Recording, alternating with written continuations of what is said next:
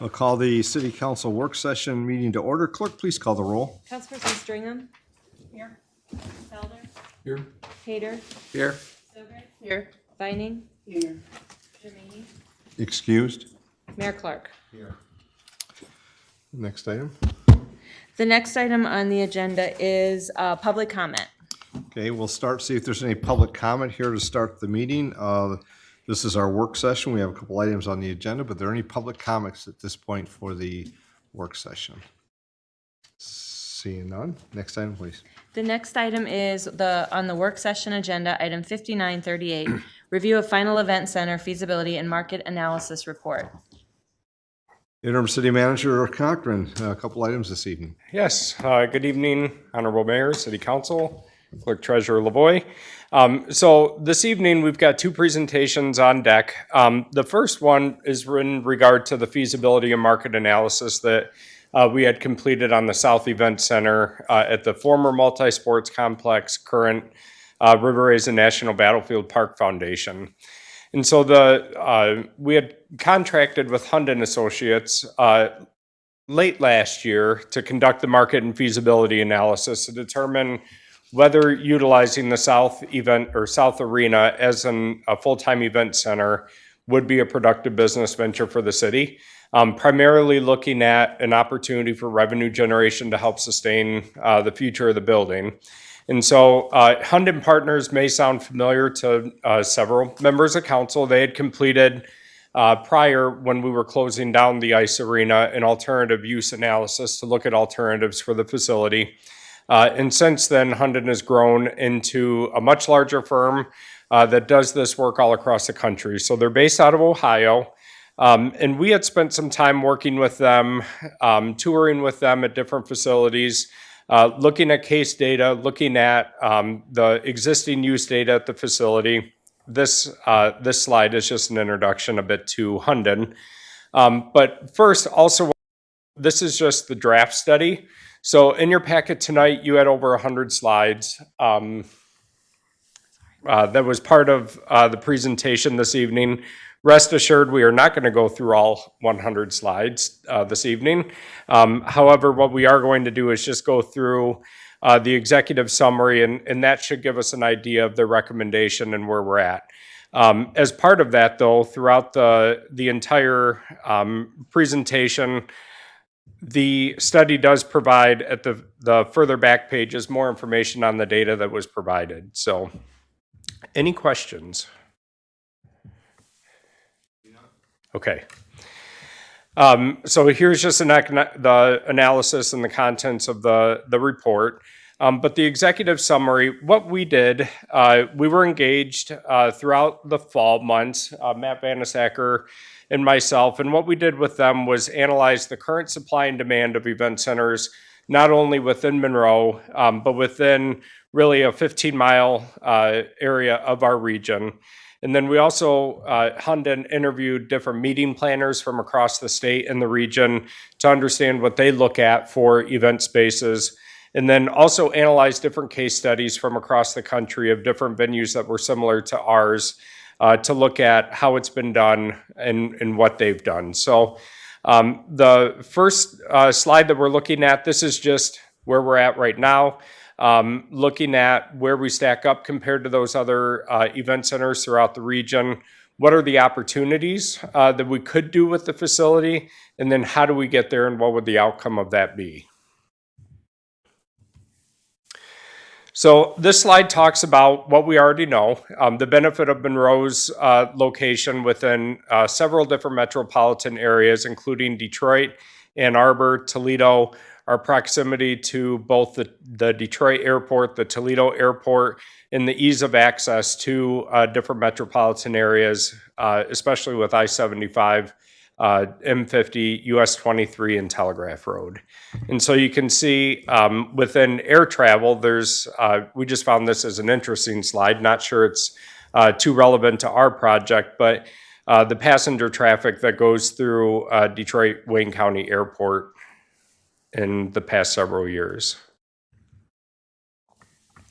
We also look at large employers in the region, and as you'll see as we go through the presentation, one of the markets that is a huge opportunity to tap into is the corporate presence and corporate events. And so with us being home to Lazy Boy, of course, DTE, and some of the other larger employees and the trainings and the events that they have, looking at those opportunities and corporations within our direct spaces as well. So continuing where we're at, we also worked with an architect that contracts with Hundon Associates, who has done event centers, arenas, different convention centers across the country, and did an evaluation of the facility and what the opportunities, what the threats are, what our weaknesses are. Looking at just the site walk, and we're all familiar with the building itself, but recognizing the parking lot was recently updated. The sidewalks, the driveways are all in good condition, which I would expect given that it's only 2 years old since we updated that. The building itself structurally is in great condition. However, it does appear dated, and you can see from the outside, this building was obviously built to be an ice arena, not a destination, a tourist destination, or a hospitality event center. So the exterior of the building appears dated with limited curb appeal. Obviously, having the National Park Service arrowhead at the top of the building does create some draw with their brand, and of course, the number of visitors that visit Monroe, specifically seeking out that destination. However, the exterior of the building was noted as one of the weaknesses with moving forward. The lobby, of course, we, in partnership with the Battlefield Foundation, the Park Service has spent a significant amount of money renovating that building, which, of course, it's very attractive. It's well maintained. However, the South Event Center does not have a distinct entry. And so there's no branding and the event center or the entry to the event center from the Battlefield Visitor Center would be a suggestion as well. You'll see as we walk through the report. The theater would be a great amenity for events. We've seen that already. And having both breakout spaces as well as opportunities for larger programs. Relatively new, noted the technology, the temperature control seems well, it presents well, it's comfortable, ideal for larger programs. However, the event space itself does lack aesthetics, and we knew that. So this information, I believe that's on this slide, is some of what drove us to do this report itself.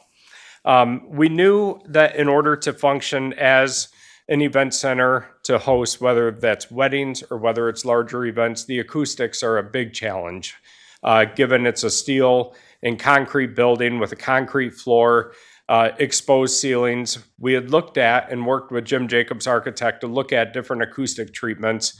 But before we make that investment and before we look at some of the investments that are needed to make it a more attractive space, we wanted to know whether it would be a smart investment for us to make. So I don't think any of this is a surprise. The HVAC system is exposed. It's got utilitarian lighting, not very warm, not very welcoming. It lacks AV technology for a sound system. And then pre-function space. I will say this is something that we said, what is pre-function space? So most event centers that you go to, there's always a space you walk into before you go into the larger center. So the main corridors, the hallways, where there's seating or a welcome before you actually get into the event space and corridors, you'll see as we get further into the presentation. The back of house, the current restrooms are very nice, it was noted. Most of them were upgraded as part of the education center renovation. The existing locker rooms are unused at this point. The ice plant was removed, and so we've got that open space and all the chiller equipment. And then, just checking again. The second floor office space up top is just noted as sort of that mezzanine area at the top. However, there is ample storage space with the locker rooms and the ice plant being removed. So recap for you, the existing users within the building, the National Park Service leases The visitor center, the theater, and the offices, they do pay $1 a year, and they pay $7,000 a year capped toward the utilities that are increased by inflation every year. The correction on this slide, noted it was a draft, the city pays $50,000 a year toward the utilities, but the Battlefield Foundation, in accordance with their lease, they pay anything above and beyond that. So anything above the city's $50,000 and the Park Service is the foundation's responsibility. And then the Tourism and Convention and Tourism Bureau also leases an office near the front door, and they pay $3,600 a year in rent for that facility. So the event space, we looked at what is the current condition of the past several years. As a reminder, we've had the Battlefield Foundation operating the event space as part of their lease. And so you'll see there's been a minimal number of events since they've operated it. In the most current agreement that City Council adopted with them, they retain 75% of the operating profit and then return 25% of that to us, which we then reinvest back into the facility for maintenance. Last year, they hosted a total of 12 events, but only 3 of those were for-profit bookings. The rest were hosted by our Parks and Rec department for some of the special events that we've done, things like our employee appreciation lunch.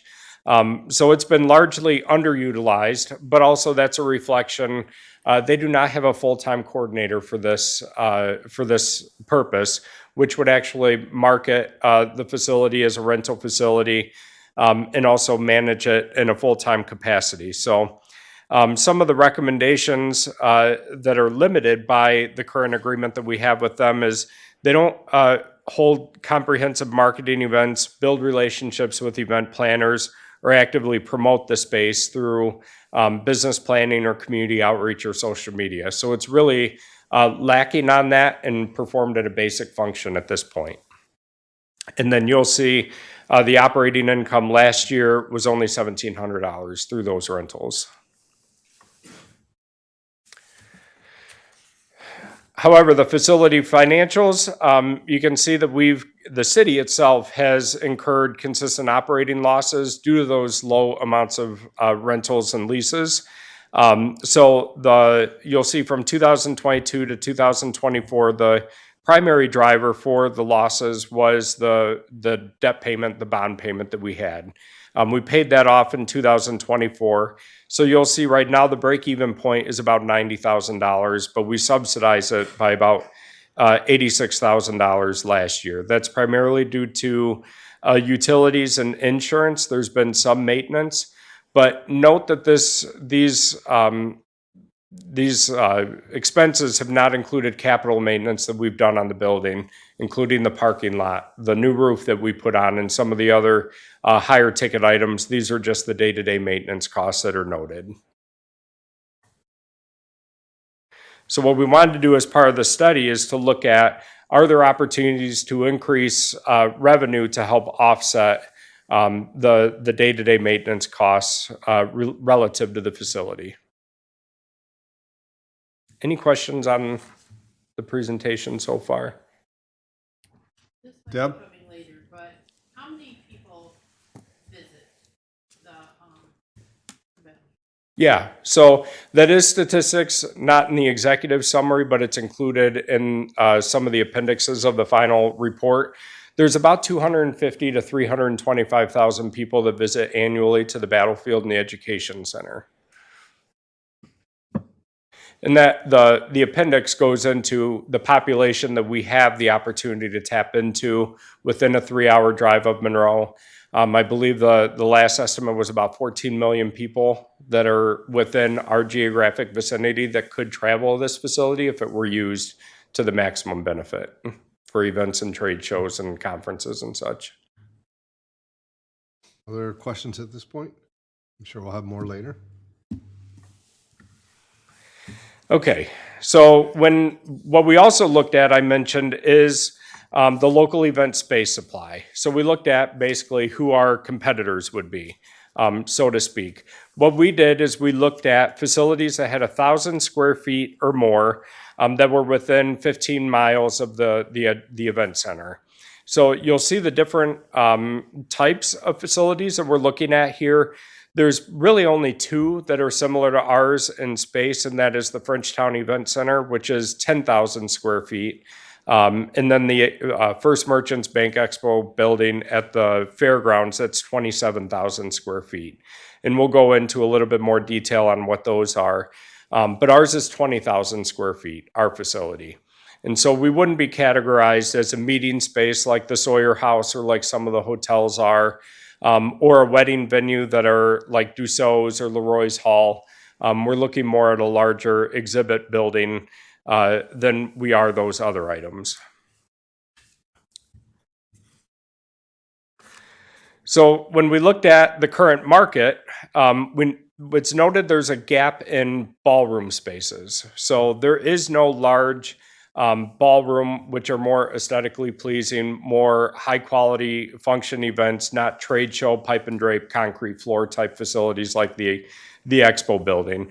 Thinking not quite so large, but Cobo Hall or Huntington Place, I guess it's called now, how they have more carpet, chandeliers, the drop ceilings, things of that sort, that host more, I guess, higher upscale events. But there's also, looking at the number of facilities between 10 and 20,000 square feet, we have a gap. There's only one or two, with that being the Frenchtown Event Center and the fairgrounds. So looking at opportunities for Monroe, it really is looking at that ballroom space, and we'll look at what sort of investment it would take to transform this facility. So the Frenchtown Event Center, and I will say, when Matt and I worked with Hunden and visited these facilities, we want to thank them for opening up their doors to us. They knew what project we were working on. They knew we were looking at possibly creating competition for them, but they didn't view it that way, and they were more than happy to share their experiences, what their insights are. And so we got some really good information from them in terms of what they've experienced with events. So the Frenchtown Event Center just opened last year. It's 10,000 square feet with a 700-person capacity. They do have a full kitchen, which allows for in-house catering and bar service to provided by the facility as well. They do have a full-time employee that manages and markets that facility.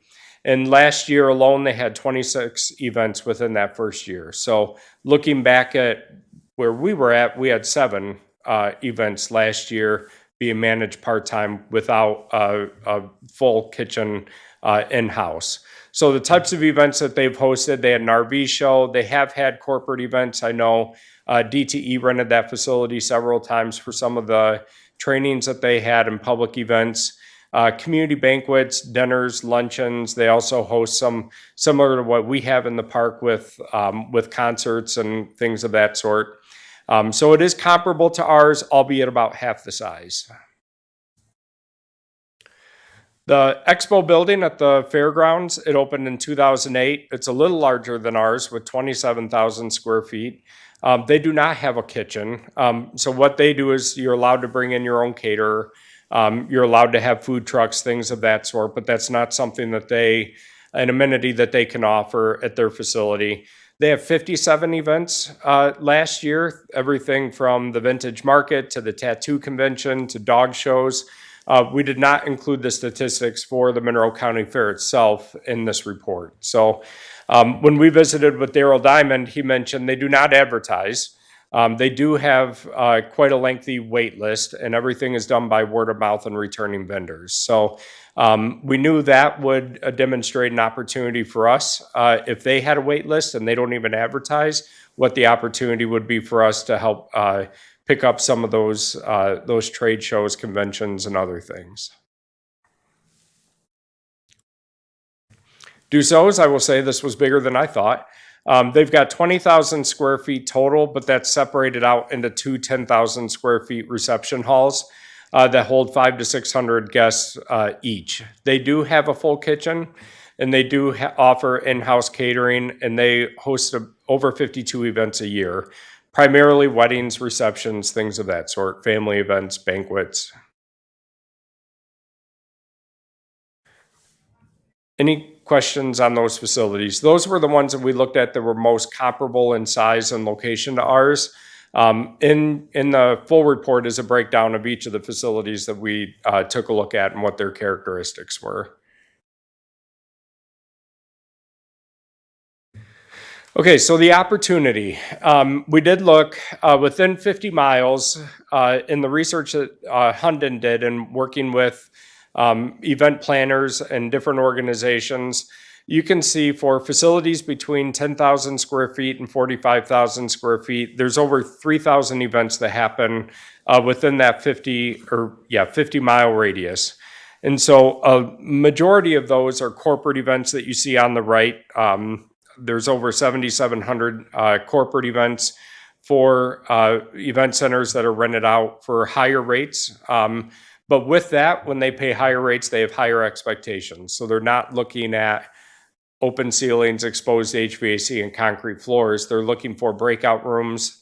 They're looking for a nicer touch or finish to the facility, AV equipment, technology, things of that sort. So that's something to keep in mind, that there is a market there. And based on the size considerations, our site does have the ability to capture about 36% of those events and compete competitively with those because of our proximity to I-75, but also the facility draw being attached to a national park and our location within the metropolitan areas.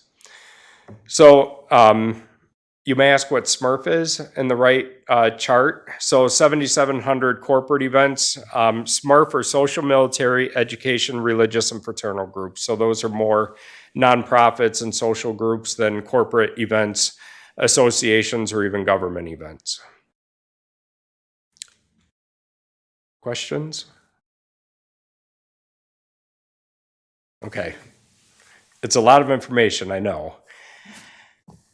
Okay, so what are the opportunities for us when we look at those regional meetings in our facility?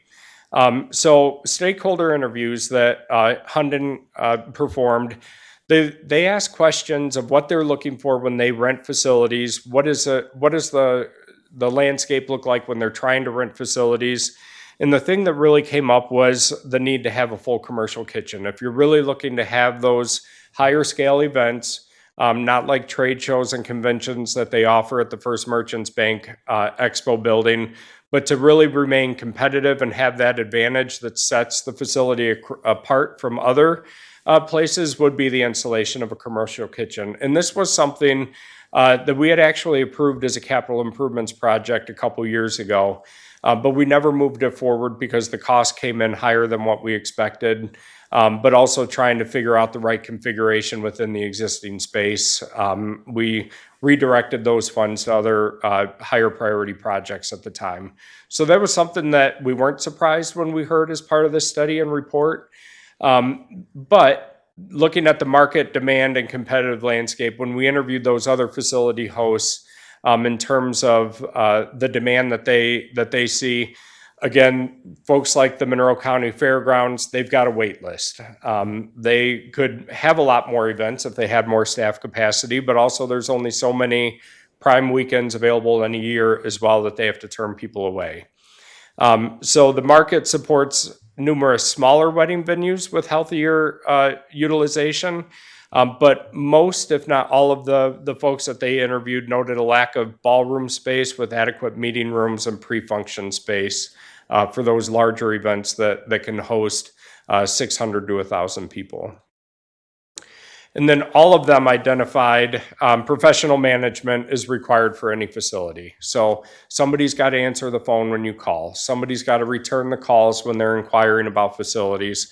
Somebody has to market them. Somebody has to go out and meet with event organizers and build the relationship in order to bring the business in.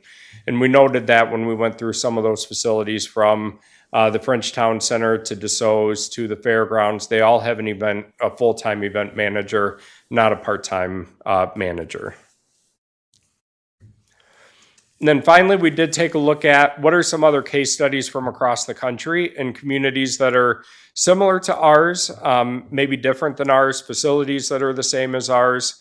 And the next several slides just describes a few of those. And what it demonstrates is their communities have found success in converting former sports facilities into civic centers, convention centers, and event centers.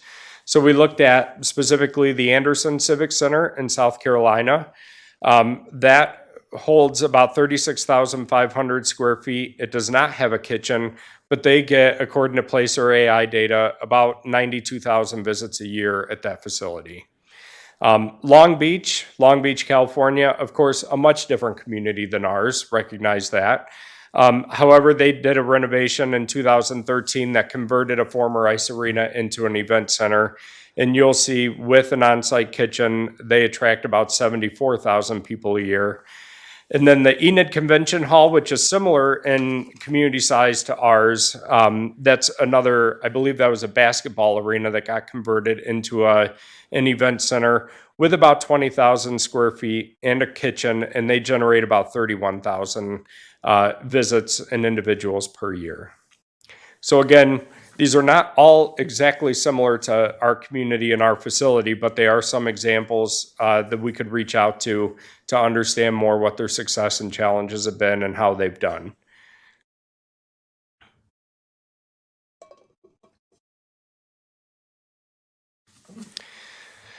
Okay, so then we get into what are our options and what are the recommendations.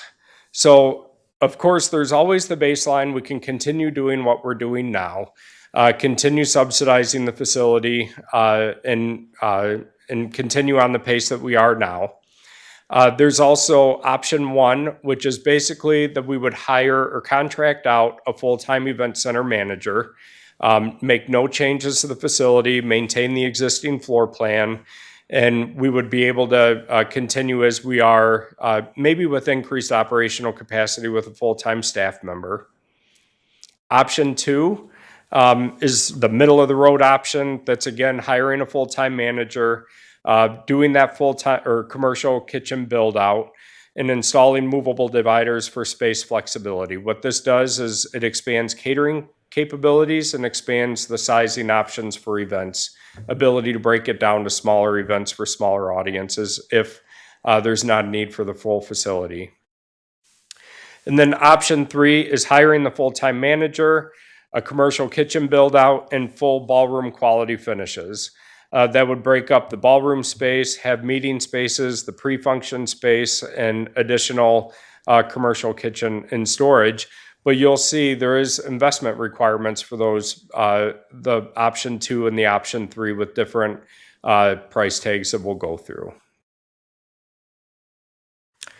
So this is option two. Option one, again, is keeping the building the same, just hiring somebody to manage it and market it full-time in the condition that it is now. Option two, you can see that there is, where the locker rooms are, it's that darker blue color in the middle of your screen. That's where the kitchen would be. And then the south arena would be broken up, have the ability to have a 14,000 square foot event space. But again, those dividers to be able to break those up into about 3,000 square foot event spaces for smaller events. Outlined in yellow is the pre-function space, or those corridors that you go through before you enter that ballroom space or the event space. That middle blue area is the service space. That's where servers go in and out to the kitchen. It's not necessarily a corridor that guests or visitors would use before they enter the event space. And then all of them note, you'll notice all the way in the bottom right hand, the construction of a new event entrance. So a separate distinct entrance on the south side of the existing lobby that would only be used for the event space and would separate it out from the main entrance to the visitor center.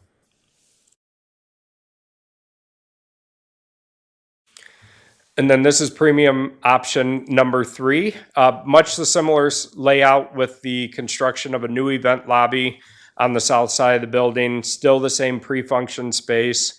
The addition of the full kitchen in the middle, But reconfiguration of some of the rooms, having a dedicated meeting room that's about 2,400 square feet, and then a 10,000 square foot grand ballroom that would still be dividable.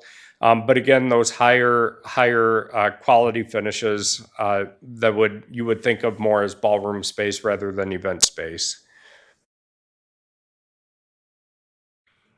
Questions or thoughts on any of these options? So, how many people could this hold right now the way it is? So right now it's just under 1,000, and partly the limitation, parking requirements, but also your maximum occupancy is dictated by the number of toilets that you have. And so all of these would require some upgrades to the existing restrooms, which has been something we've looked at in the past as well. And so, how many parking spaces are up there? I don't know that number off the top of my head. But we do, in addition to the paved parking, there is the overflow parking that was also installed at the corner as well for larger events like this too. Kelly? How would any of these options or each of them affect the museum operations? That's a great question. So ideally, most of these, by adding the separate entrance, both of them could operate at the same time. Right now, that's also been one of the challenges is the event center is rented out primarily when the Park Service isn't in operation. So evening events or weekend events, sometimes like when the robotics competition occupies the space for the weekend, there is that crossover activity. But generally, the events take place outside of Park Service hours right now.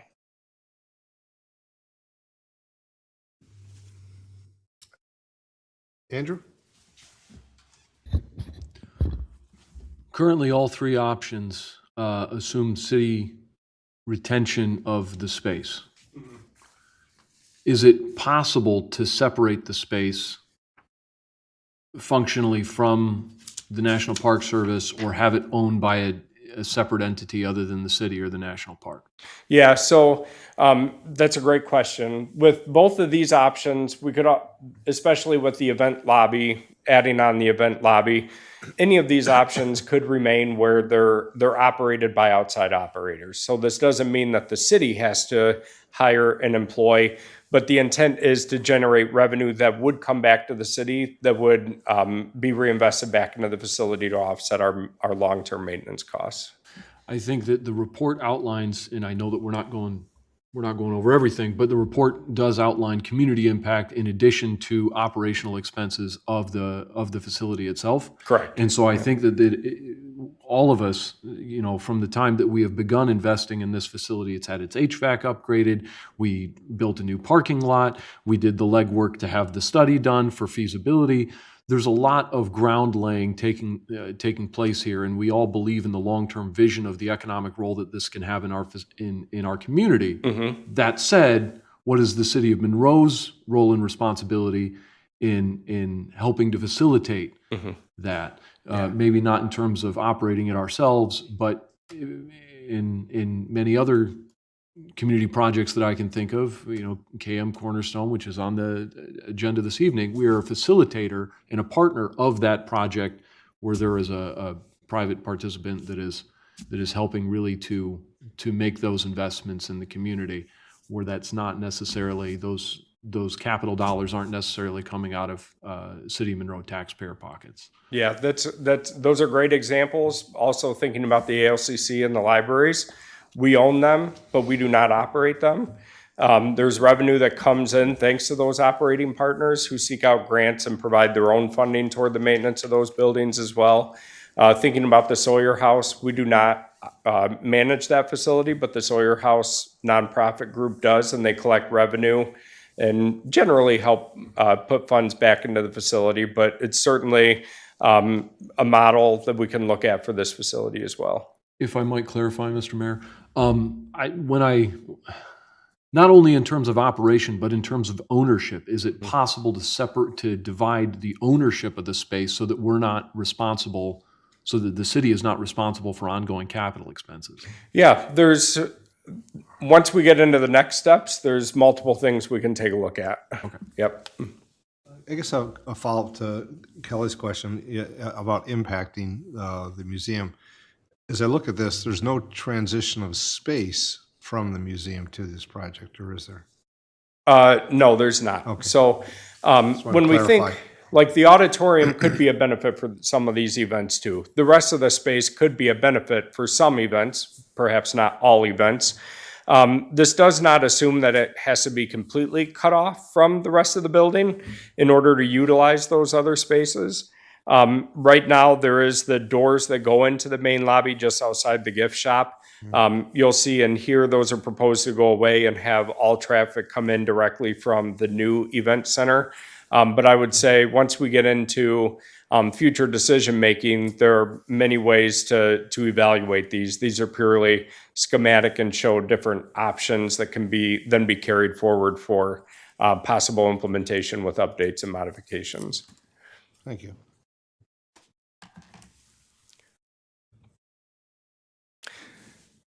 Okay, so the price tag for these options, again, these are just construction costs.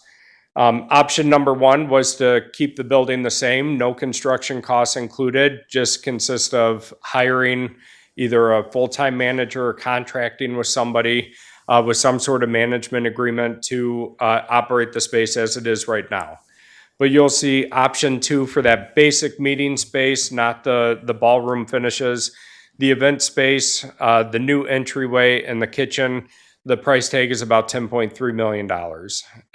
And again, these are just estimates, but option three, which is the premium venue for the full ballroom, it's just under $14 million in total project costs.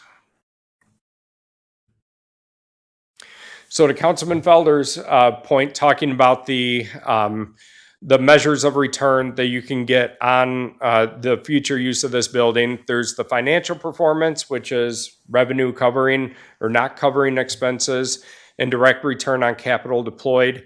But there's also the economic impact to the greater community with the creation of jobs, the spending of jobs, the input or the economic output that new visitors to the area provide because of the renovated space, and we'll get into those a little bit next.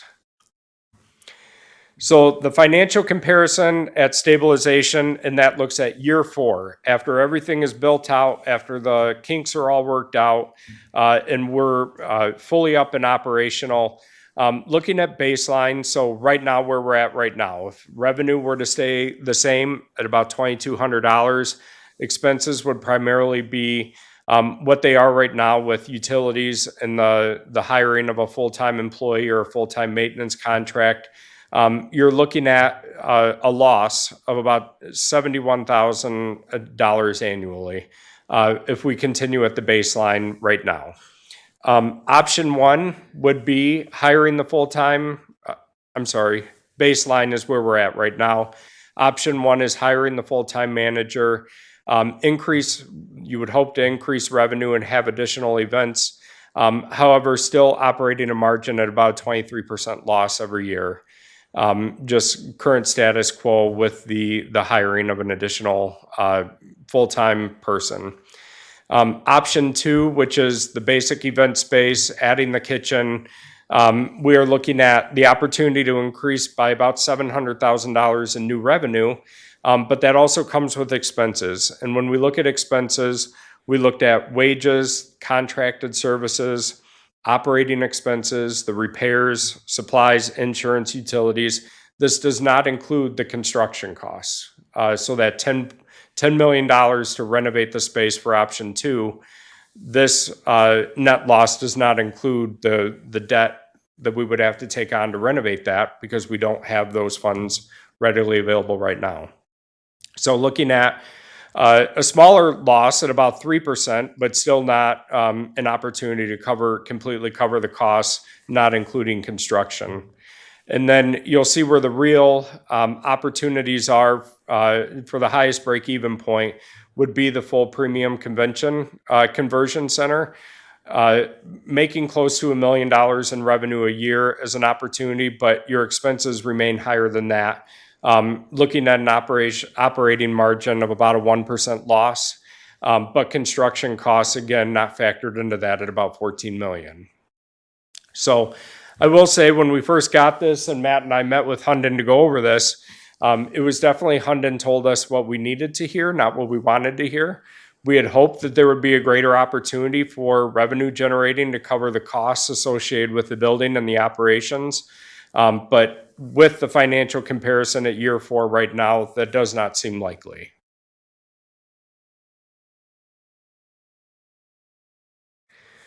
However, that could be offset by the regional economic activity that we talked about. So the opportunity that would increase with direct spending that visitors would bring to our area, looking at the direct spending as well as the multiplier that the U.S. Economic Analysis Administration uses for these types of events. We are looking at an average impact of about $6.8 million in economic benefit to Monroe. That's the investment that visitors would be making in food, lodging, retail, transportation, with new folks coming into our community. Over 30 years, that could be about $203 million of a regional economic input. Multiply that or add to that the jobs that are created with this facility, being about $2 million in new wages. Multiply that by a multiplier of 0.8 million. You get an economic input of about 2.9 million in addition to that spending, direct spending input of 9.8 million. And you see that graduates and increases with each of the 3 options.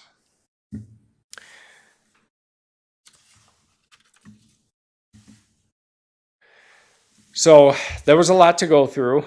That's a lot to think about. It's a lot of information to receive. Brains are probably thinking, okay, so what do? We do not have to make that decision tonight. We still have the ongoing maintenance or operating agreement with the Battlefield Foundation for the time being. However, we are sort of at a fork in the road to decide what are we going to do with this facility. And so when we met with Hunden, there were some options available to us. And I will say I've had communication and conversations with some folks in the community who have heard a little bit about the study that we're doing, that it may not prove to be feasible for the city to operate an event center ourselves. But there is interest with other people who may have other ideas for the space that may be different than an event, convention, and trade center. So one of the things that we talked about with Hunden is we could do what's called a request for information or an RFI, where we cast a broad net and we say, we've got this facility, this 20,000 square foot facility that's attached to a national park in Monroe that we are looking for ideas and opportunities for, and see what sort of proposals we get. That net would be a lot broader than where Matt and I would outreach to the folks that we know just here locally.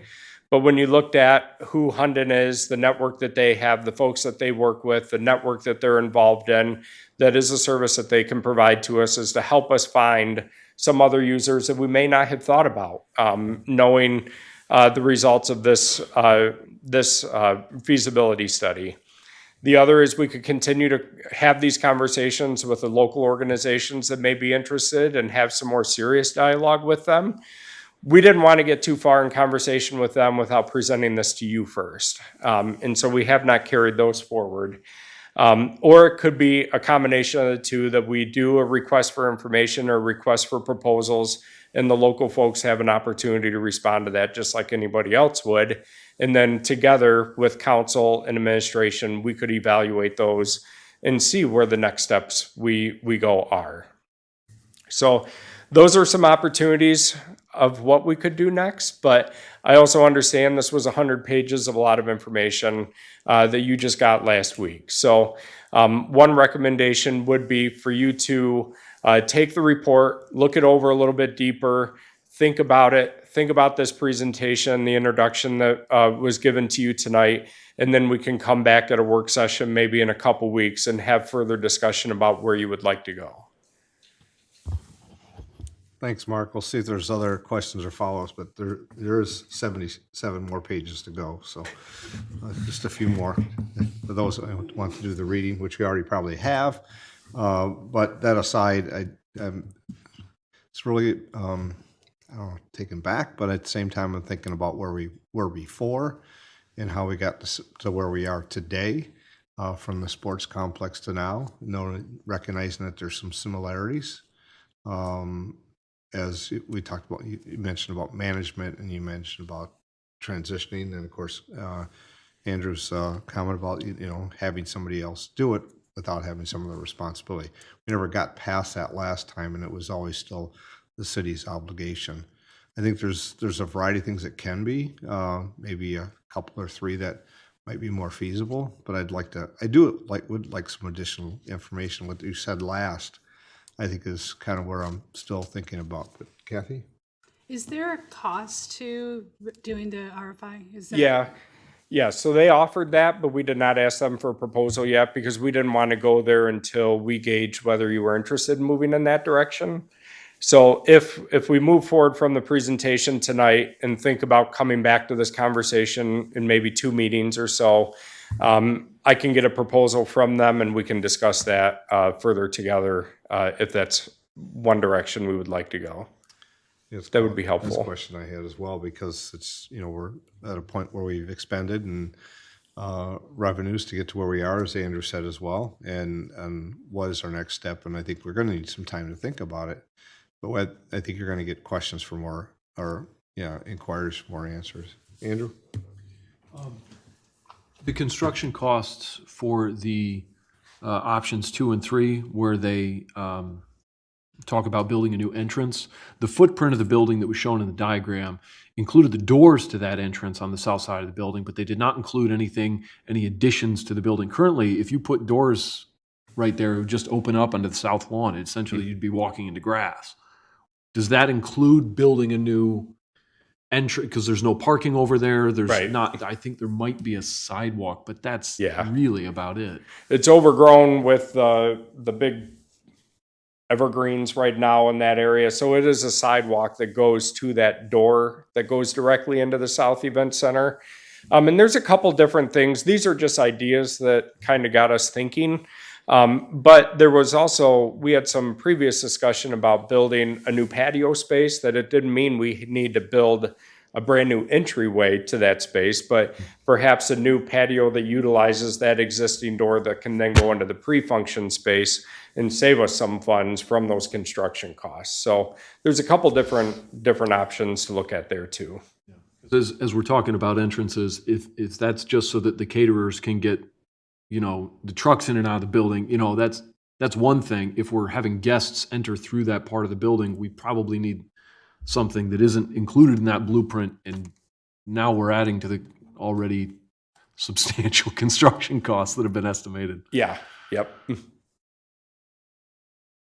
I will say the cost that they had for the kitchen as well seemed a little bit higher than some of the estimates that we had gotten previously. I know costs have increased. When we built the commercial kitchen at the ALCC, I think it was $350,000, estimating $1 million here. We had worked with Jim Jacobs and his kitchen consultant about 2 years ago, and we were looking at about $700,000. So the numbers are a bit all over the place, and it comes down to what exactly you're looking for in a design. And we would certainly expect to get some second opinions on millions of dollars in projects. So. Other questions?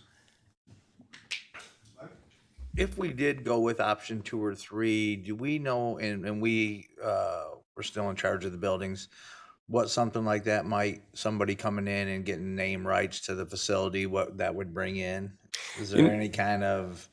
Those are other opportunities for revenue that weren't explored as naming rights. Certainly those are opportunities like with what First Merchants has for the fairgrounds. So there's other opportunities for revenue. This also didn't get into if we don't hire a management team that would be employed by the city, what a management contract would look like. I know I've had conversations with at least one entity that may be interested in doing that. Right now, it's a 75-25 split with the foundation where they keep 75% and we get 25% of all rentals. Those would all be worked out in management agreements and negotiated fine-tune. Yeah.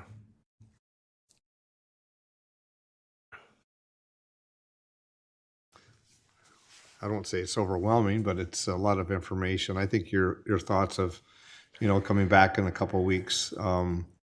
I guess the last things you said, I think maybe if there's a 1-2 page or something like that, I think that would be helpful for me.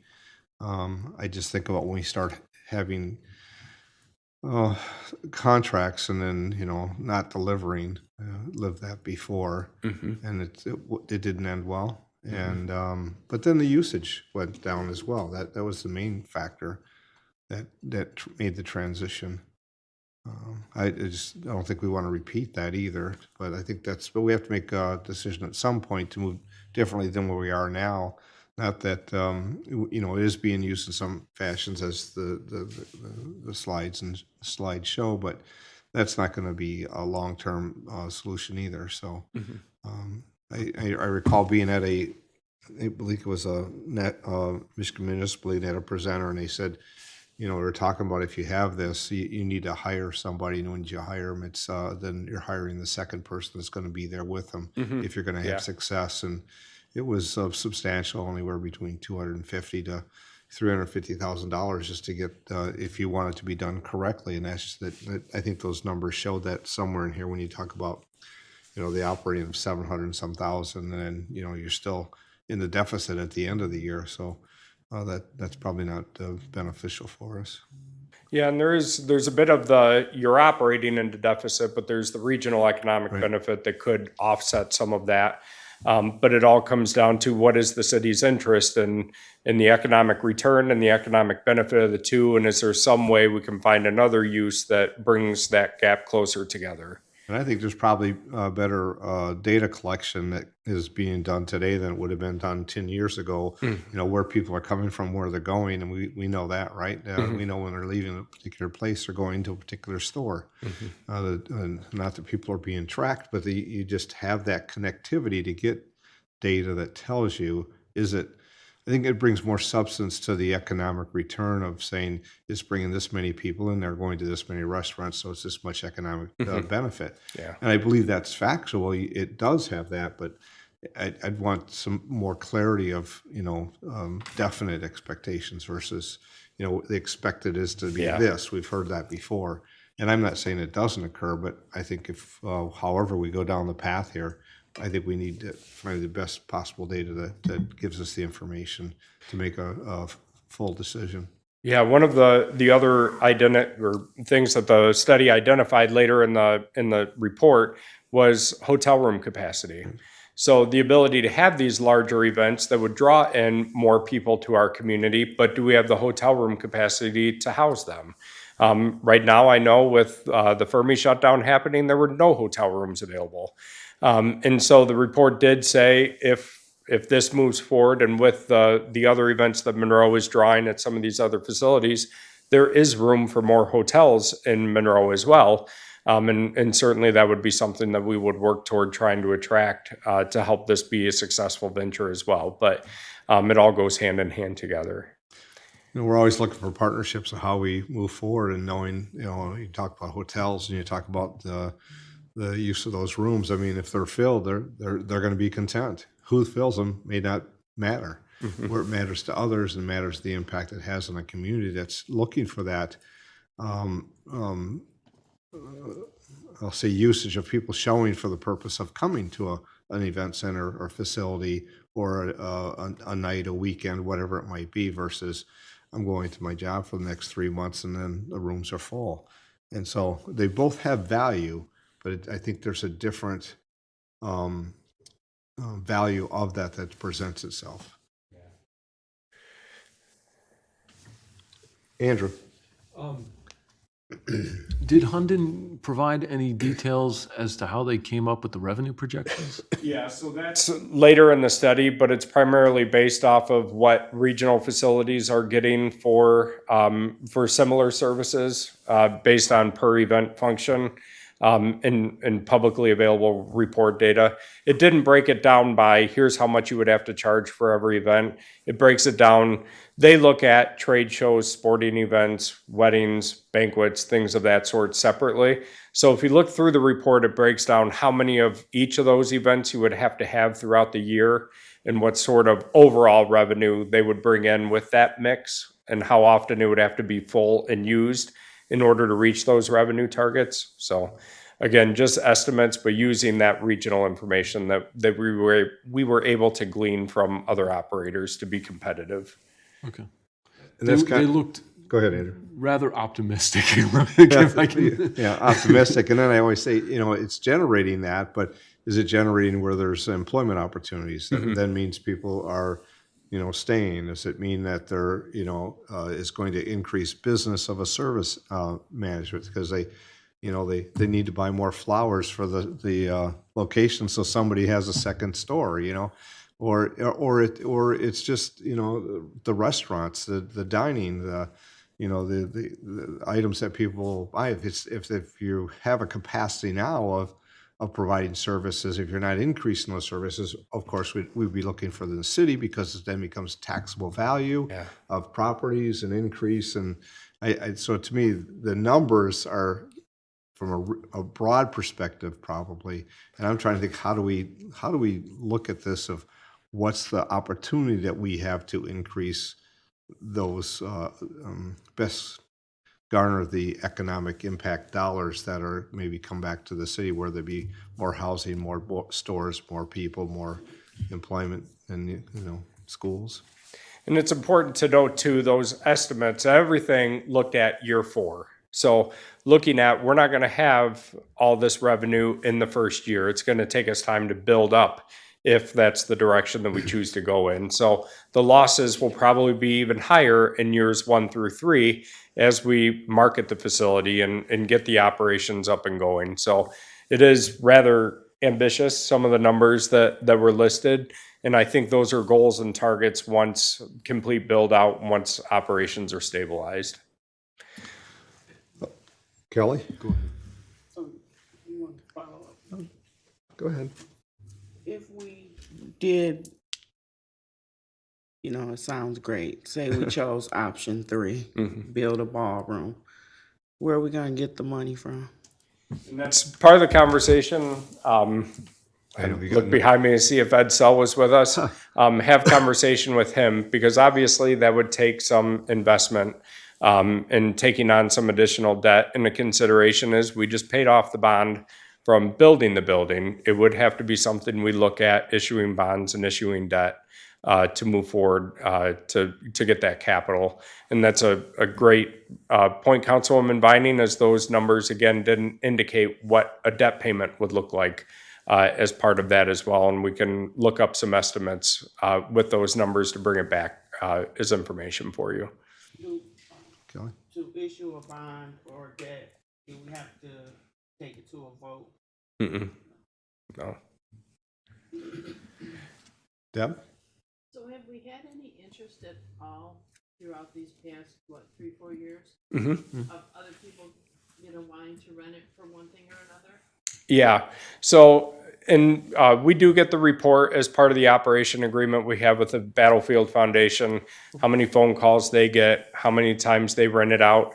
Again, similar to Amy Mason in our department, she's only one person and can only do so much. Alicia Cooley is the director of the Battlefield Foundation, and she's got a much larger job than operating the event center. So I will say they do get interest. We've also had a partnership with the Tourism Bureau, and they've brought in some events to the facility as well, like the Bassmasters Tournament and others. So there is interest in the facility, but not the capacity to manage it to the full potential right now. And so that was where we wanted to do the report. We had a hunch that there would be a market for the facility based on the interest, but we didn't know if it would be to the extent these investments that would need to be made would offset what the cost would be. So Item, and I think we probably have more questions, but if you, I think just I haven't heard otherwise, but you've offered a couple things that could bring back. In a couple of weeks, we'd have a follow-up conversation. We could look at some more information. If we have questions, we can send them ahead of time and then have a follow-up just to see as a start point. And happy to sit down and meet with any council member too to walk through this and talk through it a little bit more, because it is a big decision to make, so. Yeah, we won't be making this quickly soon. No. All right, thank Okay. you, Mark. Yep. And you have a second item. Yeah, while I'm here, this is in follow-up to another priority that we discussed at your March work session, in addition to looking at this facility, but also all of our city property that we have in surplus, vacant property. What is the status of all those? Last time we did this presentation, I want to say, I know you recently watched. December 6th, 2021. To update you on city property. We've sold some, we've gained some. So Matt's put together a presentation just to walk you through where we're at right now and have some discussion about the future of those properties. Thank you, Mark. Matt? Thanks. Good evening, Mayor, City Council, Clerk Treasurer Lavoie. Thanks for having me. Matt Vanasacker, Deputy Director of Economic and Community Development and Neighborhood Services Coordinator. I'm just waiting for the screen to load up here. And let's see here if I can use my...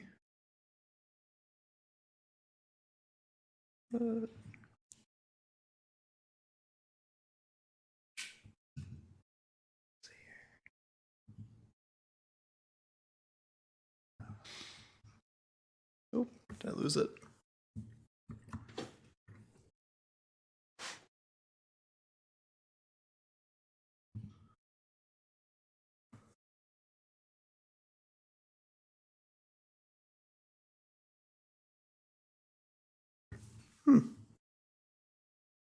I had it, and then I lost it.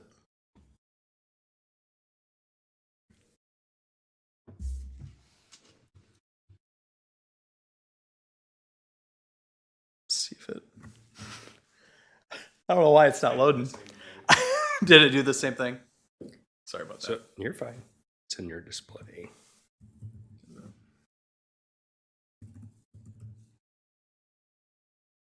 That makes sense.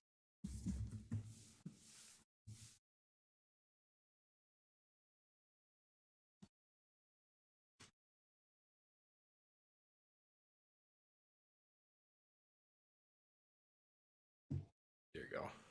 Okay, great. Awesome. Thank you. Excellent. Yeah. Well, as Mark said, the last time this presentation was given was December of 2021. So a little bit has changed since then. Hoping to cover some of the elements that were, with the zoning code residential updates, but then also look at what some other peer communities are doing to address some of these items and look for some strategies and some guidance as we move forward. So just to briefly run through the goals of the presentation, be looking too at our process that we use for intake and going through that process of marketing the sites, talking about some recent conveyances and agreements that we've seen some success with, and then also just opening it up for some general topics and Q&A at the end. So to start, I want to give thanks first and foremost to Mark for his work going through the initial batch back in 2021. Also to our information technologies team, Terry Davis and Kim Rieger, for their work and their efforts, along with our assessing team, and then also Maria Suferdini, our community development specialist. Looking at the city overall, the city currently has 245 parcels that are under city ownership. 45 of those would be considered parks property, 58 would be considered residential parcels, and 143 would be considered other. And that includes things like the DPS facilities, fire station, the airport, a number of those items. If you look, those 245 total parcels span 790 acres, which is right around 16% of the total acreage of the city of Monroe. 177 of that would be considered residential buildable acres. 305 would be considered parks, and 308 would fall into that other category.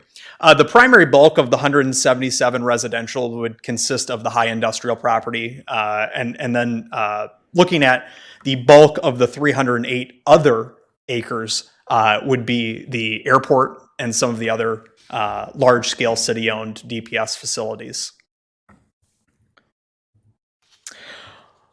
Looking at the impact of the 2025 zoning code amendments, based on the presentation that was given December 6th of 2021, there were 45 non-buildable residential lots. And the reasons given for that were primarily minimum lot width, minimum lot size, and then also setback requirements of the parcels.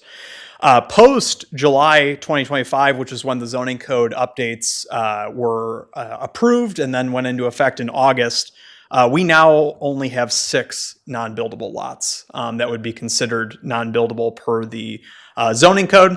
On the bright side, a couple of these are adjacent to each other, and so they could be combined rather easily through either an administrative lot combination to market for residential use. But 52 of those lots are buildable lots, and we've been fielding different calls and conversations on those. Looking at the intake process that we use, and I'm going to exit out of here and bring you to a couple different maps that our GIS team have developed. So first and foremost, we have a general map of city-owned parcels. It's broken out based on the blue are simply just city-owned areas. They're not broken down based on residential in this overarching map. But as you can see, some of the yellow and green parcels to the right are part of the DNR Trust Fund acquisition and some of our match properties that are required as a result of that. And then you'll also see our neighborhood enterprise zones that are featured here as well and showing parcels that fit within that. Recently, and as one of the key action items of the 2024 residential housing strategy, the GIS team also put together a city-owned residential parcel map, which focuses specifically on those residential properties that are considered buildable primarily, or are adjacent to ones where they would be considered buildable. And the really cool element of this form is that you can click on any of these and you can click to submit an inquiry. And it takes you to an inquiry form that asks a couple of different questions specific to the parcels. We focus on some primary information, obviously the name of the person that is interested, the phone, email address that they are interested in pursuing, and then also details of the inquiry. So we're looking for information along the lines of what are your intentions with this property? A lot of times we will get standard requests for, I want to make my yard bigger. Some of those, that we consider, we have some conversations, some dialogue with, and then sometimes they make their way to city council ultimately for approval. But the parcel map is great. At this point in time, we've been sharing this on a inquiry basis with developers. So looking at developers who have reached out about a number of different infill lots and things along those lines, we will share this information with them, this map with them for their review.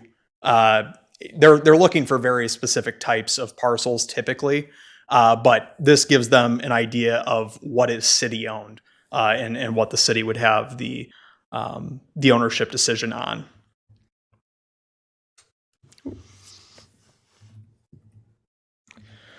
So looking back on our intake process, we typically will receive a phone call or a web inquiry from the form, from an interested party. We've also networked with developers, so at various conferences and just in the community in general, having those conversations. We've cold called different residential developers who have been seen to do reputable work throughout the state and have worked on similar projects throughout the state. We've had some really great conversations as a result of that. And then also we'll share the GIS map of the properties. The second step is the interested party does submit an offer for the parcel. They talk about cash consideration, how much they're willing to offer for the property, and then also the intention of their use. And then if it's non-city initiated, typically we will conduct a staff analysis, which you saw for the 719 West 4th property offer that we had received from two of the neighboring parcels that wanted to split the property. And we did conduct a staff analysis that include the history of the property, any zoning considerations, and then also the future land use master planned items as a part of that. And then ultimately, after all of those steps are complete, if we do receive a formal offer, that offer is brought before City Council for review, consideration, and approval. Looking a little bit at what some of our peer communities are doing, in Jackson, our friends over in Jackson, they have been probably the most progressive when it comes to looking at their city-owned parcels. They have received a number of parcels through demolished structures, very similar to how we typically will receive a parcel that's not a city facility. And what they have turned to are selling off for bulk, what I would consider to be bulk development. They have two projects right now. They have one that's 100 infill parcels, and then they have one that's looking at 50 units on a single brownfield site that they had in the city. And what they do is typically for their lots, they are offering developers to come in and acquire those for $300. And that $300 covers the standard legal and processing fees that would go into filing a quitclaim deed for the parcels.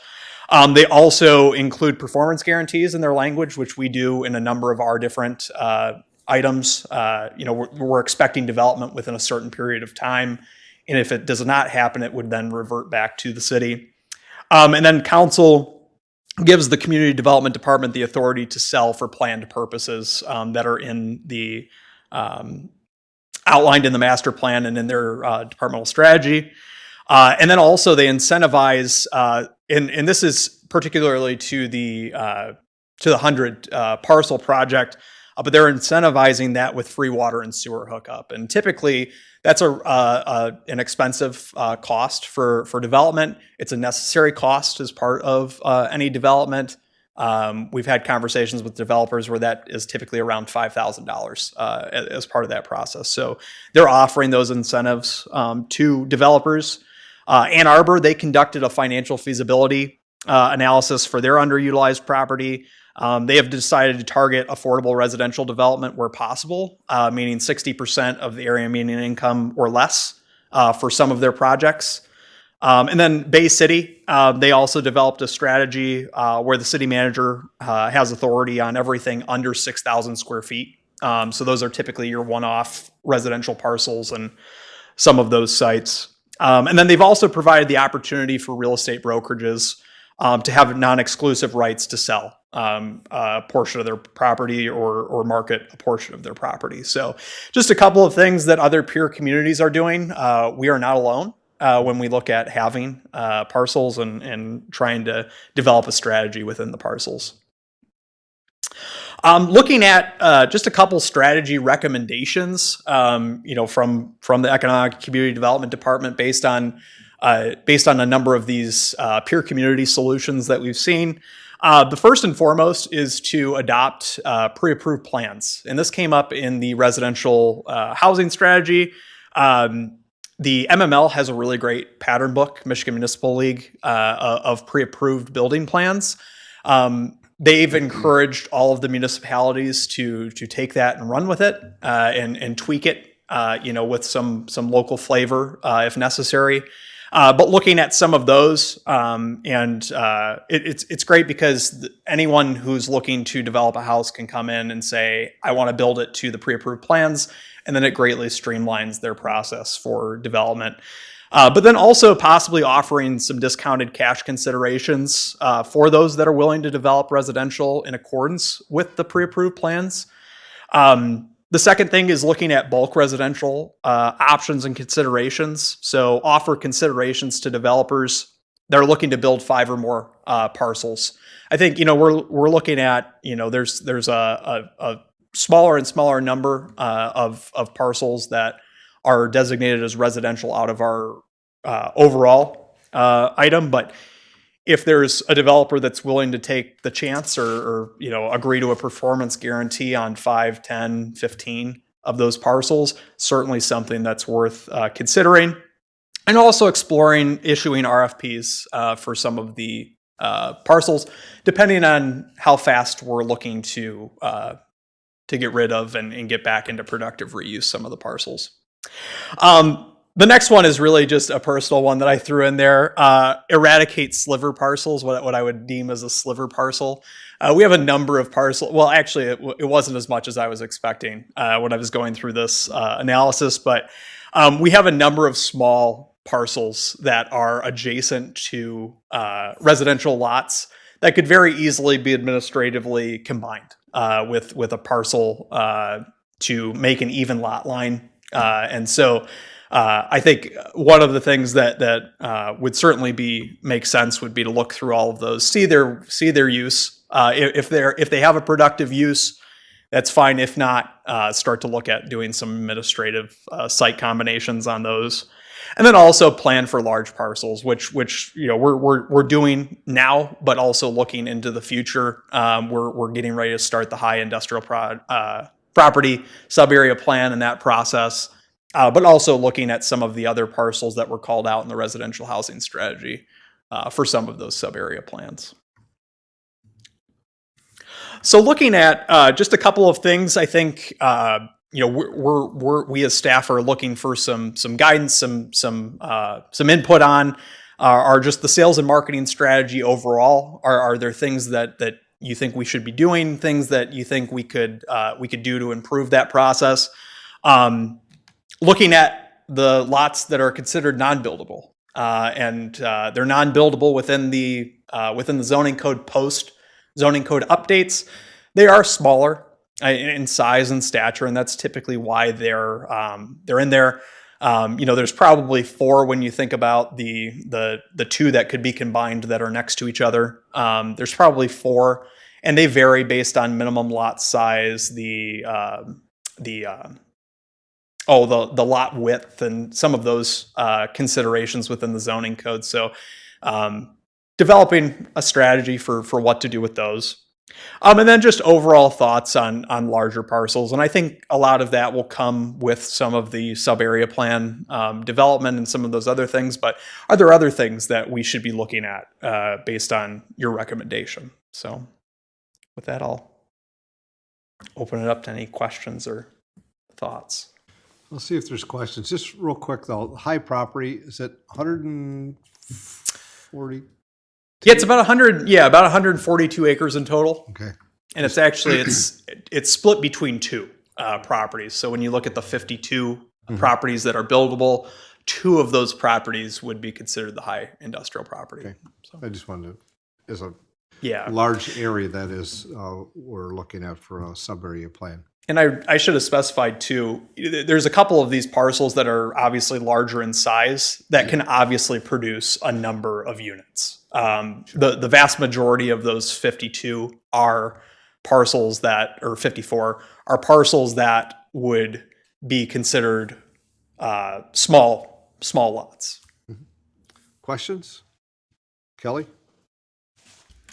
So in my time on council, most of the questions that I'll get regarding a city-owned lot will be from a neighbor who's been maintaining this, cutting the grass, taking care of it for some period of time. And they want to know, can they add it into their, so Right. I guess those would be maybe the sliver lots you speak of, or the non-buildable lots.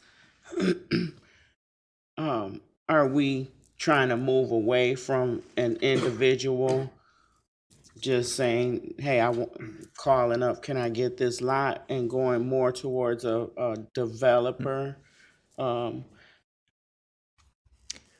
Also, well, Yeah. that, Yeah, so to answer that question, we field inquiries from everyone. It's not necessarily where we would just shut the door on an individual that's looking to do it. Typically what we would do in that case is we would ask them to present a set of plans for the parcel as part of that. The reason I say focus on some of the developers that are looking at multiple sites is because there seems to be that interest right now across the state, looking at some of the individual municipalities. And when you think about the cost of land, and it's a huge cost into that process, and it makes housing that less affordable. And so anything that the city can do to offset some of those costs, the larger developers are starting to take notice of as well. and then speaking, If I may just add on to that, how we've generally handled those in the past is if it's a buildable lot and a neighbor would like to acquire it to make their yard bigger or to add a garage to it, how we've treated that in the past is we've reserved those buildable lots to achieve their highest and best value, which a lot of times is to put a new residential building on it and hopefully work with a residential developer for a residential housing unit that would address our housing challenges, but also maximize the value on the tax roll. And sometimes what we've done is offer those lots for $1 if they're going to be built on with a residential building. So think Community Reimagined. They wanted 2 city lots to put housing units on. City Council approved an agreement to sell those for $1. But what we've done with folks who just want to make their yard bigger, and it's not going to achieve the highest and best taxable value that we can achieve, it's not going to solve some of our residential housing demands, is we've said you can offer the full taxable or full true cash value that the assessor's office has on file, buy it from us basically, because the only person who's gaining from that is that property owner who's asking for it.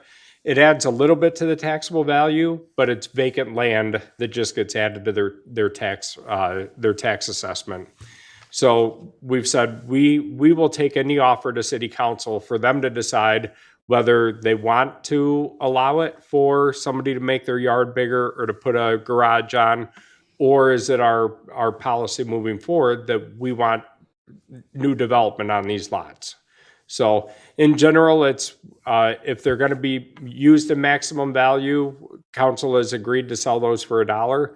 If they're not, then a full cash offer or full true cash value is what would be presented to you for then you to decide.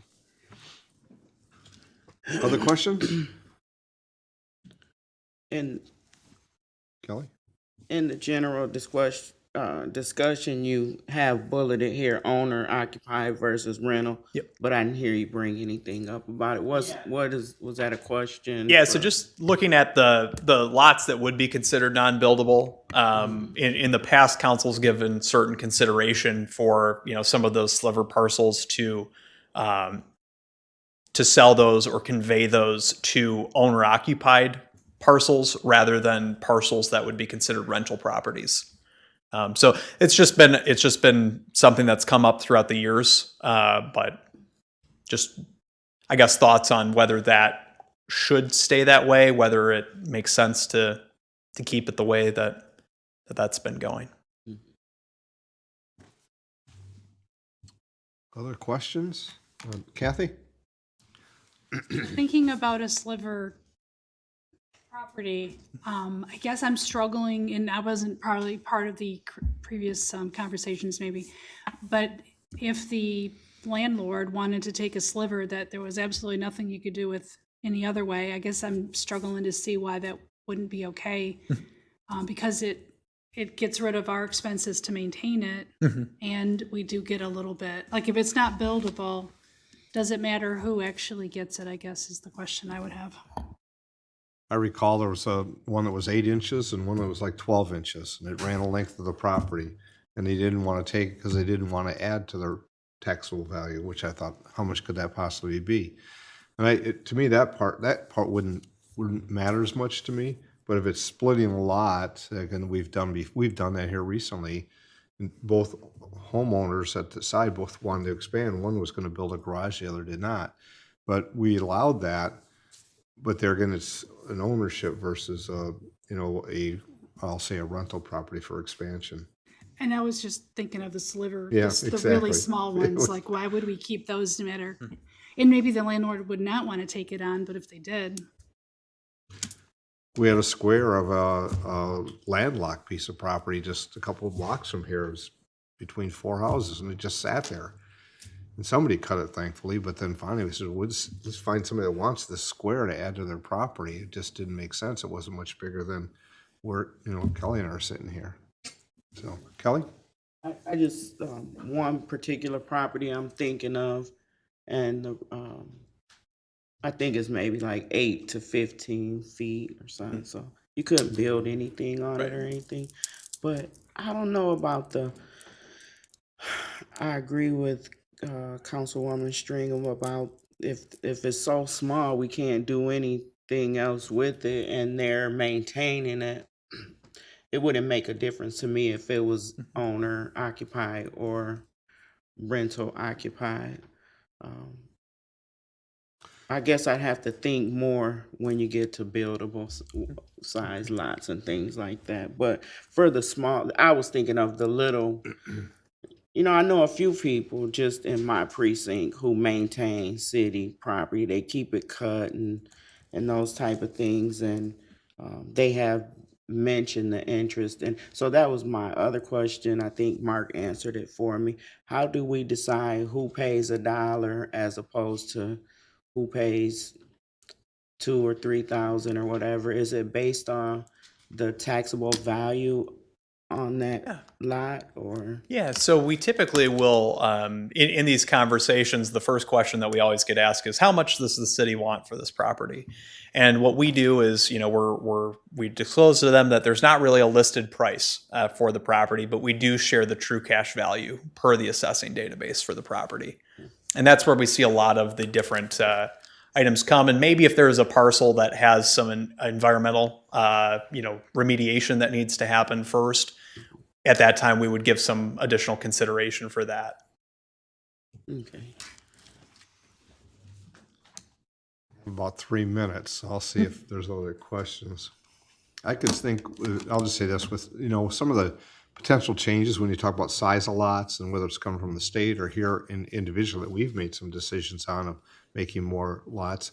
I could see there's the possibility that somebody, just that 15 feet might make the difference, that they could put an ADU in the back and then make it, whether it's homeowned or rental, and it's providing a location for a smaller home, and yet it's still generating. It would increase the value of the property because you're actually building something.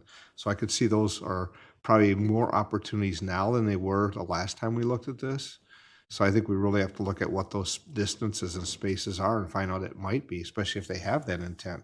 If I had the 15 feet, I could put this in here and it would raise the value, but also provide a location for residents. Mm-hmm.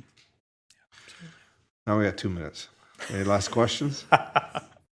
Matt, thank you. No, I know thanks. you'll make that available for all of us, and I think that we'll have, just as we come back with Mark's, maybe we'll have more questions on this as well. Thank Thanks. you. Well, if there's no other questions or thoughts, I will close the work session, and we have about, maybe 2 or 3 minutes before we get started, before we call the order for the regular meeting. Thank you all.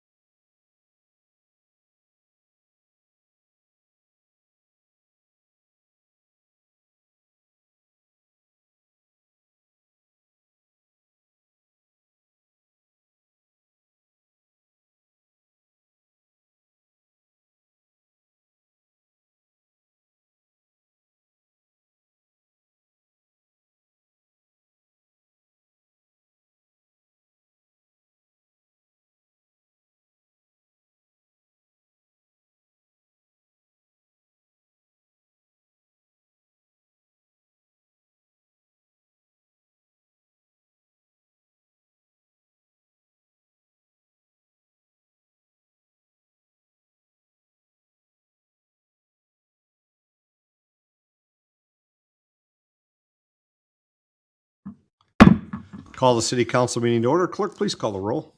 Stringham. Felder. Hayter. Stillgrave. Vining. Jermaine. Excused. Mayor Clark. Here.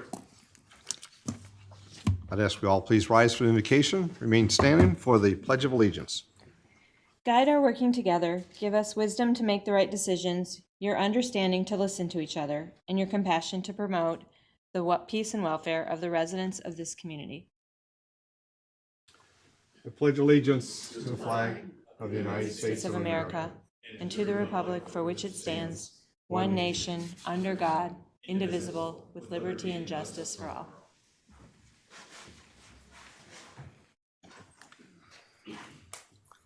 Clerk, next item, please. Next item on the agenda is the approval of the regular agenda. Thank you.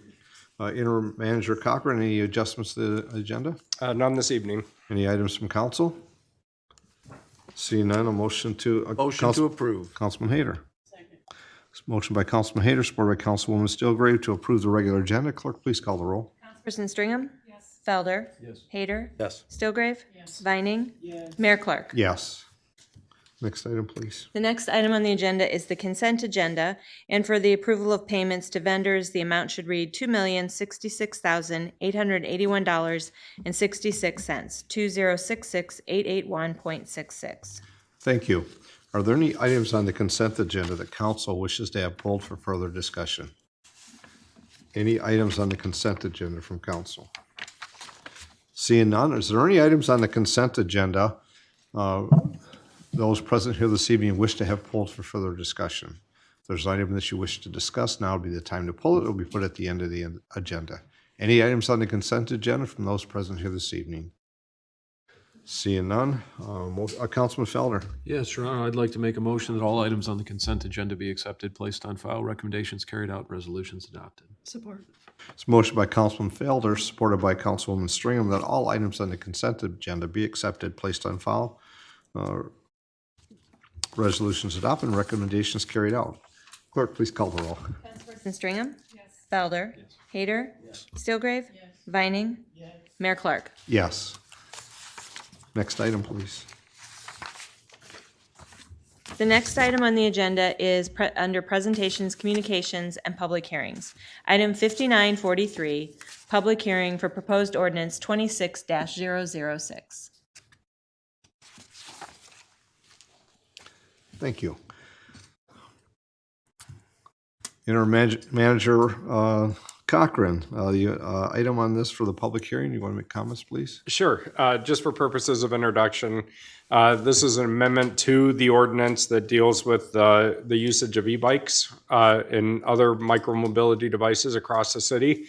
We had a lot of discussion with city council and other stakeholders and internally at administration about proposed regulations pertaining to the use of e-bikes, both on sidewalks, trails, and within the parks across the city. So this is moving forward for adoption tonight. And I know we've had conversation at work sessions in the past. If there's any questions from council, if not, I think I'll start at this time I'll call the public hearing to open. It's a public hearing regarding proposed ordinance 26-006. Any comments from those present here this evening regarding this public hearing? Seeing none, I'll close the public hearing. Clerk, next item, please. The next item is 5944, public hearing on park regulation amendments. And again, Interim Manager Cochran, comments on this? Sure. This is rather unique, given our park rules and regulations or policies adopted by city council, not ordinances. Typically, when you update policies, you're not required to have a public hearing. However, given the fact we're updating the park rules again to deal with regulations pertaining to e-bikes and other electric micromobility devices in our park system, the Michigan Motor Vehicle Code, sorry, cat's got my tongue tonight, requires a public hearing for any rules, regulations, and ordinances that a municipality may be considering for e-bike regulations. So in this case, we do have to have a public hearing for the revised park rules. Thank you. Any questions from council for manager? Seeing none at this time, I'll open the public hearing on item 5944, public hearing on park regulation amendments. Any comments from those present here this evening for this public hearing? Any comments? Seeing none, Close the public hearing. Clerk, next item, please. The next item is item 5945, public hearing on proposed brownfield plan for former St. Mary Academy property. And I should have mentioned in the previous two and in this one that there are no comments on file in the clerk's office. Interim Manager Cochran, comments on this one? Yes, so this is the first of two brownfield plans that you're considering for approval this evening. The first deals with the former St. Mary Academy development that I think we're all aware and familiar with for 2 years of discussion we've had around this. But this is a brownfield plan that's up for your approval this evening following the approval by the Brownfield Redevelopment Authority on April 9th. And I guess just for purposes of recap, this brownfield plan does show a proposed total estimated capital investment of just under $103 million, $24.8 million of which would be eligible to be reimbursed to the developer under Act 381.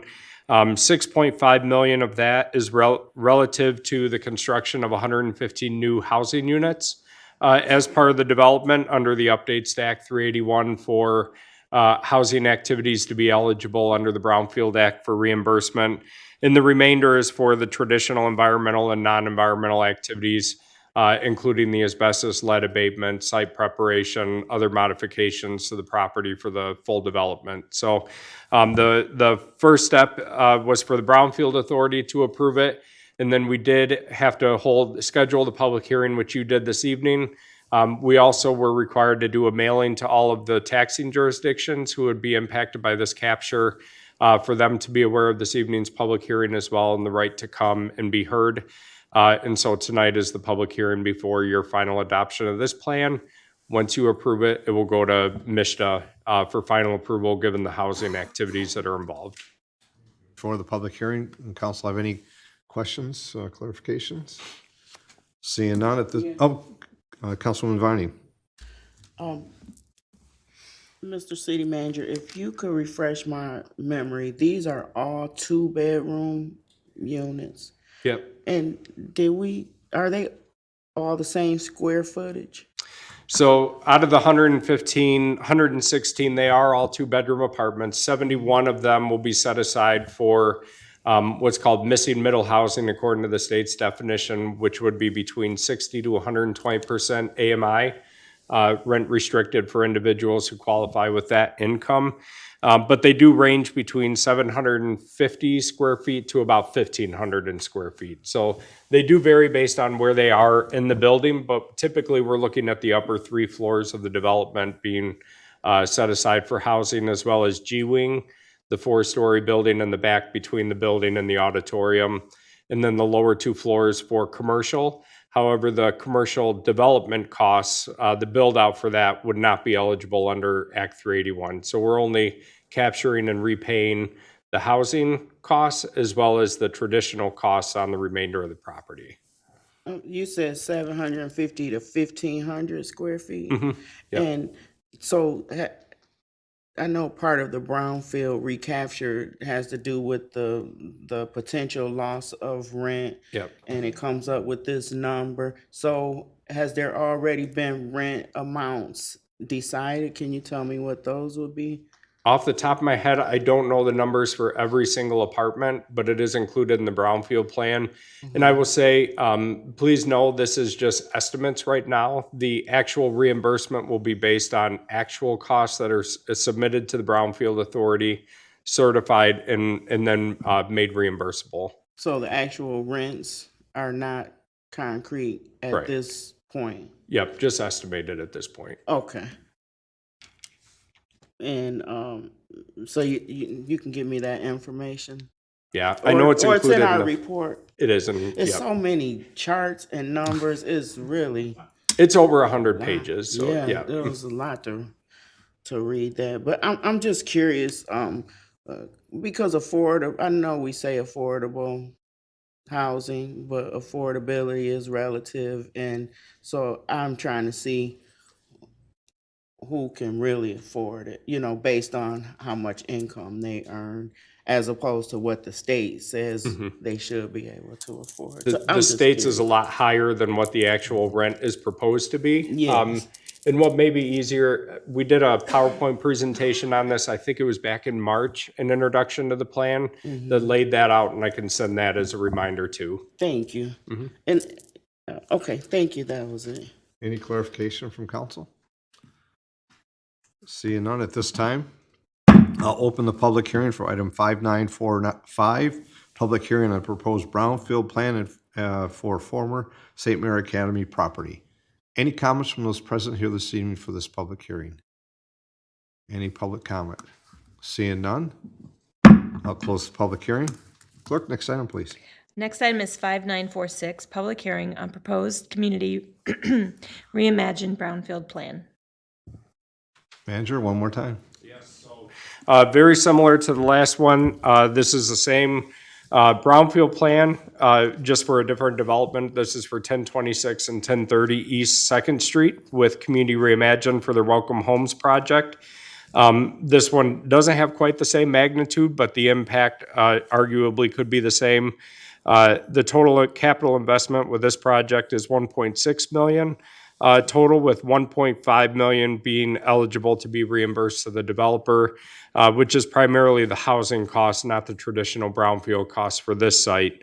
It is a 30-year plan with future taxable value at about $1.1 million annual. And this includes 3 duplexes, which would be a total of 6 sustainable and energy efficient 2-bedroom units that are about 1,230 square feet each. Any questions for Manager Cochran? Seeing none. Oh, Councilwoman? You wouldn't happen to know the rent, the estimated rents on these?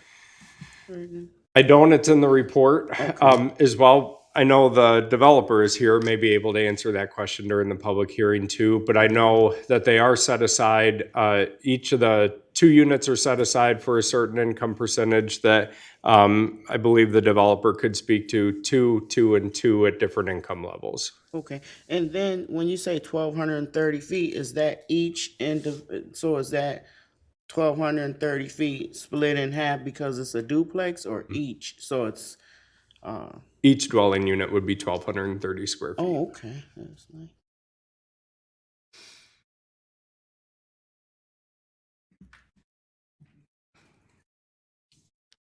Okay, thank you.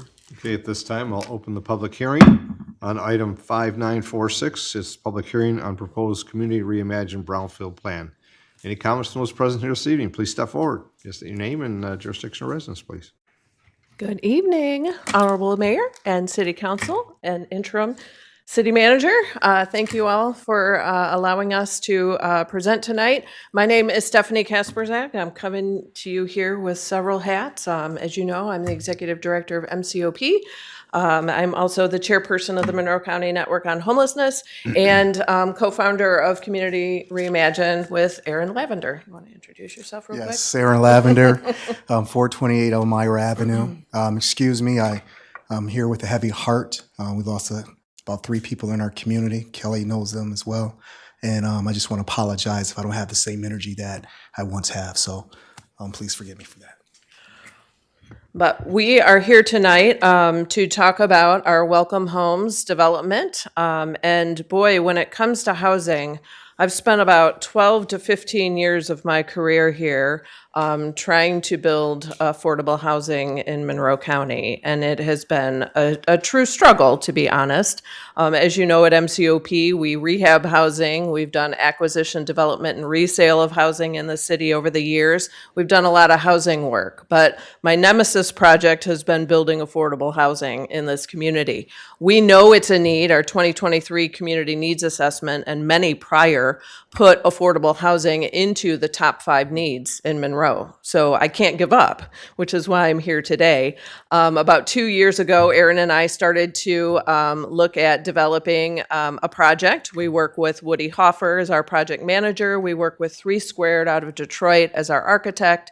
We got together, we worked with the city to identify sites, which, as Mark had mentioned, 1026 and 1030 East 2nd Street.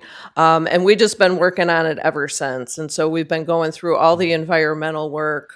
We've been going through the project design. We received conditional site plan approval last year. And then developed our brownfield plan and housing TIF tables. And so we're excited to be blazing a trail with the new TIF program coming down the pipeline with MISTA, and hope that you all will support. Kelly, to answer your questions, our rent are set around $1,000, but we're using the housing TIF to make them more affordable for people. And so, as Mark mentioned, we have 3 categories where the project you heard at St. Mary's is 60% AMI and up. Ours is 60% AMI and under. So we have 2 units that we're setting aside to work for homeless individuals, which will work through the HARA and MCOP to identify on our housing choice wait list. We have 2 units at 50% AMI and under, and 2 units at 60% AMI under. So ours are truly lower income units, built with shipping containers. It's a beautiful model, and we've had, we've done all the work to get to this point. We just need the housing, the brownfield plan approved so we can move forward with MISTA to get the housing TIF in place and approved so we can start construction this summer, hopefully. Construction happens really quickly on these projects with shipping containers, so by the end of the year, we should be up and ready to lease out. Good. Thank you. Other comments? Yeah, Public hearing? I must say this, the name Welcome Homes was intentional. We want to welcome people back to the community. There's a lot of people that left the community, and we want to welcome them back home. And that's why it's important for this community building and take advantage of what's already happening in our community with the community center project. We want to keep the ball rolling with the 2.0 project happening. There's so many great things that's happening in our community. We want to continue to keep this momentum going. So it was important that we identified who needs the housing. And a lot of people see the outcome of these beautiful homes being built. But as new developers, I never imagined retiring 2 years ago that I'd be doing this. It's a lot of work. It takes a lot of people. There's so many moving parts. There's so many things that you have to go through in order to make it sustainable and affordable. Sometimes performance doesn't meet the price of the homes. So you have to get creative in a different way of trying to make this work. So it takes a lot of people. So I just want to thank everybody involved in trying to make these projects happen, because everybody will see the cutting of the red tape and the celebration, but the hard work to get to the point to where we are putting people in these homes, it's really a journey.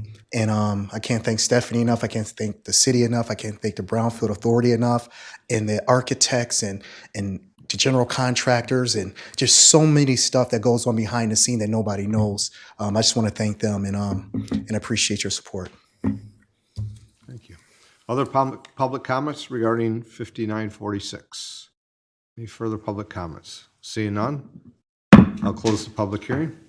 Clerk, next item, please. The next item is proposed ordinance 26-006 to amend Chapter 199 e-bikes. Interim Manager Cochran, anything further? I know you explained that, so. Nothing further than Okay. the previous introduction. So it's for council action. Is there any, Councilman Hayter? I move to place ordinance 25-006 to amend chapter 199 bicycle, skateboards, and skates on the floor for its final reading. Support. Okay, so, okay. With amending 26. Ordinance, there's a typo there. It should be placed 26-006. Okay. Any questions? There's a motion by Councilman Hayter, supported by Councilwoman Stringham on item 5951, proposed ordinance 26-006 to amend Chapter 199 e-bikes. Any additional comments or questions from council? Clerk, please call the roll. Councilperson Stringham? Yes. Felder? Yes. Hayter? Yes. Stillgrave? Yes. Vining? Yes. Mayor Clark? Yes. Ordinance 26-006, Chapter 199, Bicycles, Skateboards, and Skates. An ordinance to amend Chapter 199, Bicycles, Skateboards, and Skates of the Code of the City of Monroe. The City of Monroe ordains. Shall this ordinance pass? Councilperson Stringham? Yes. Felder? Yes. Hayter? Yes. Steelgrave? Yes. Vining? Yes. Mayor Clark. Yes. Next item, please. The next item is item 5949, Park Regulations Amendment. Thank you. Interim Manager Cochran, anything further? No, sir. Okay, any questions or comments from council? Any additions? Councilwoman Stringham. I'll make a motion. Move to approve the proposed amendments to the park rules pertaining to e-bikes. Support. Motion by Councilwoman Stringham, supported by Councilwoman Steelgrave on item 5949, Park Regulations Amendment. Clerk, please call the roll. Councilperson Stringham? Yes. Felder? Yes. Hayter? Steelgrave? Yes. Vining? Yes. Mayor Clark. Yes. The next item is item 5947, Approval of St. Mary Academy Brownfield and Housing TIF Plan. I think we heard from the Interim Manager Cochran on this already. Any additional questions? Councilwoman Steelgrave? Sorry. Move to approve the Brownfield and Housing TIF Plan for the former St. Mary Academy property at 420 West Elm. Support. Motion by Councilwoman Steelgrave, supported by Councilman Hayter on item 5946, approval of St. Mary Academy Brownfield and Housing TIF Plan. Clerk, please call the roll. Councilperson Stringham? Yes. Felder? Yes. Hayter? Steelgrave? Yes. Vining? Mayor Clark. Next item, please. Is item 5948, Approval of Community Reimagined Brownfield and Housing TIF Plan. Manager Cochran, you've already said to this. Are there any additional comments from council? If not, a motion is in order. Councilman Hayter. I move to approve the Brownfield and Housing TIF Plan for the Community Reimagined Welcome Homes Project at 1026 and 1030 East Second Street. Second. Motion by Councilman Hayter, supported by Councilwoman Steelgrave on item 5948, approval of Community Reimagined Brownfield and Housing TIF Plan. Clerk, please call the roll. Councilperson Stringham? Yes. Felder? Yes. Hayter? Steelgrave? Yes. Vining? Mayor Clark. Yes. The next item is item 5935, Resolution for Approval of Non-Union Employment Agreement. Thank you. Being that this is through Human Resources, Dr. Everly, if you could come up and please provide us some background on this, we'd appreciate it. Absolutely. Good evening, Honorable Mayor, City Council, Clerk Lavoy. I'm, as directed by you at your last meeting, after some conversation at the workshop, you authorized myself and Attorney Buds and Attorney Green to move forward with composing an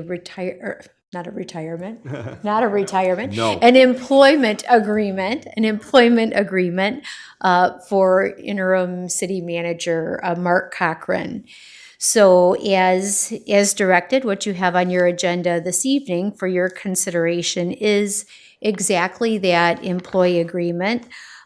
In the whereas section of the employment agreement, we've outlined much of what you discussed on May 4th at the work session. And then as we move into the numbered section of the employment agreement, that as directed, it very much mirrors what has been the standard for the city manager agreement here in the city of Monroe. So I'm certainly available for any questions.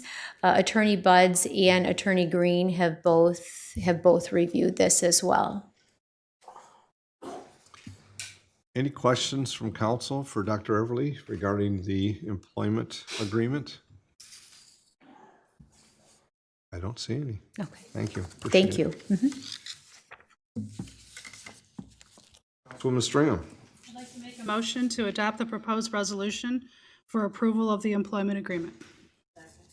So motion by Councilwoman Stringham, supported by Councilwoman Steelgrave, on item 5935. It's a resolution for approval of a non-union employment agreement, as stated. Clerk, please call the roll. Councilperson Stringham? Yes. Felder? Hayter? Stilgrave? Vining? Mayor Clark? Next item, please. The next item is item 5901, Front and First Streets Intersection Redesign Professional Services Agreement. Thank you. Interim Manager Cochran. Yeah. Comments? So, earlier this year, the city received a $50,000 grant from the Michigan Infrastructure Office for their pre-development accelerator pilot project. And what that grant fund is meant to do is to prepare projects to be shovel-ready in a point where they are able to apply for federal grants to move them forward. And so the $50,000 grant that we had submitted with your support was to look at the intersection design at Front and First, as well as the entryway to Hellenberg Park, west of the I-75 interchange off Front Street, in advance of the 2029-2030 I-75 project that MDOT is doing over the bridge over the river, as well as the Front and First interchange. And so in advance of that, we had applied and received grant funding to do a redesign of that intersection to make it more clear and navigable and safer as an entryway and a gateway into the city for motorists coming off of I-75, particularly once the interchange project is completed. And so we had gone out to bid, requesting professional services to move this project forward. And upon review and selecting the contractor to move this forward, we're recommending to move forward with OHM Advisors. They had previously done a lot of work on the I-75 project back when, in 2017, when the city first moved that project forward and engaging with MDOT, as well as the Orchard East Neighborhood Master Plan. So they've got a great understanding of the area, the project, and the city's intent with it as well. Their base fee was $30,000, but they offered some additional options, which the committee recommended to move forward with. That is coming up with visualization for gateway options and visualizing what that corridor may look like with renderings and artistic design. And then, of course, with anything in the city, particularly in the Orchard East neighborhood, coordinating with the railroad on improvements, given there is a rail line that is impacted by that intersection. And so the total would be the exact amount of the grant, which is $50,000. And so we're recommending to move forward with OHM. They're able to start the work immediately, as we do have to have everything, the entire project wrapped up by September 15th and submitted to the state in accordance with the grant agreement. Thank you. Any questions?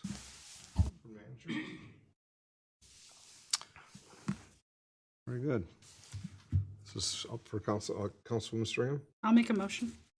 Move that a professional services contract be awarded to OHM Advisors in the amount of $50,000, including the base fee plus options 1 and 2, that the interim city manager, director of engineering and public services, or their designees be authorized to execute any necessary agreements on behalf of the city, and that the finance director, assistant city manager be authorized to set up any necessary accounts and make any necessary transfers. Motion by Councilwoman Stringham, supported by Councilwoman Stilgrave on item 5901, the Front and First Street intersection redesign, the professional services agreement. Clerk, please call the roll. Councilperson Stringham? Yes. Felder? Yes. Hayter? Stilgrave? Vining? Yes. Mayor Clark? Yes. Next item, please. The next item is item 5939, authorization to submit grant application with Port of Monroe to EDA and resolution of support. Interim Manager Cochran. So we've had several conversations with City Council about certain programs that the city is eligible to apply for as a result of the 2023 flooding that occurred after a heavy rainfall event in the sequential presidential disaster declaration. With that, there was a special appropriation made to the U.S. Economic Development Administration for communities that were impacted by that natural disaster, with Monroe, Oakland, and Macomb counties being the only counties eligible in Michigan to apply for the funds. So Matt Vanasacker and our team have had a lot of conversations with both the federal agency as well as the state about what projects may be eligible. And all projects have to have a lean in toward resiliency and future disaster preparation and planning. And so one of the projects that we identified as a very substantial project is in cooperation with the Port of Monroe and some infrastructure improvements that are needed to further economic development and advancement at the port for cargo handling and new economic activity. And so what we're recommending is to submit a grant project to the EDA out of the disaster recovery funds. That's a total amount of about $18.6 million. The federal share would be about $14.9 million, and the local match share would be $3.7 million that we would have to commit toward the project. What this would do is it would reconstruct 12 acres of the cargo handling surfaces at the riverfront dock and strengthen those for resiliency, but also a fully integrated stormwater management system that would help with flooding and future disaster prevention. And then also reconstructing 7,000 feet of East Front Street from I-75 east to the DTE Monroe Power Plant. This was a project that was identified in this year's capital improvements plan for future years. So this was a project that was identified for future funding, which we could use that funding toward the local match requirement, leaving an unidentified balance of about $1.9 million. This conversation may sound familiar to council. When we applied for the rail underpass project on West Elm Avenue, we had to have the local match shored up as part of that project. But what we did was commit the funds for the project and then work with stakeholders to identify other opportunities besides city funds, like state matching funds, the county support, the city support, and others to help meet that match requirement. So if City Council approves this resolution, the application this evening, we would work together with the staff and leadership at the Port of Monroe to identify other sources to help with this match requirement, to move the project forward and have that aligned by the time the project is ready to go. So what we're asking is for your authorization to submit the grant application, but also that commitment that we would find the local match for the project as well. And the unique thing, typically through the Economic Development Administration, there's a 40% match requirement, but given this is the disaster recovery program, there's only a 20% match requirement. So if we were going after this outside of the disaster, our match would be double what we're asking to commit, which would be about a $6 million project. Thank you. Any questions for Mark? Councilman Hayter? I move to grant authorization for the Economic and Community Development Department to submit the U.S. EDA Disaster Supplement Grant Program application and local match commitment letter for the Elevated Industrial Corridor and Realignment Maritime Logistics Platform Project and approve the resolution of support. Support. Motion by Councilman Hayter, supported by Councilman Stringham. Item 5939, authorization to submit grant application with the Port of Monroe to EDA and resolution of support. Clerk, please call the roll. Councilperson Stringham? Yes. Felder? Yes. Hayter? Stillgrave? Yes. Vining? Yes. Mayor Clark? Yes. Next item, please. The next item is item 5937, consideration of grant agreement with KM Cornerstone. Intermanager Cochran. At the last meeting, City Council accepted a grant from Monroe County in the amount of $750,000 to help with the pre-development costs for the St. Mary Academy project. And so as a reminder, those costs have to be used for pre-development planning such as the architect, engineering, site plan, historic preservation work, rehabilitation planning work to get that project toward a shovel-ready state.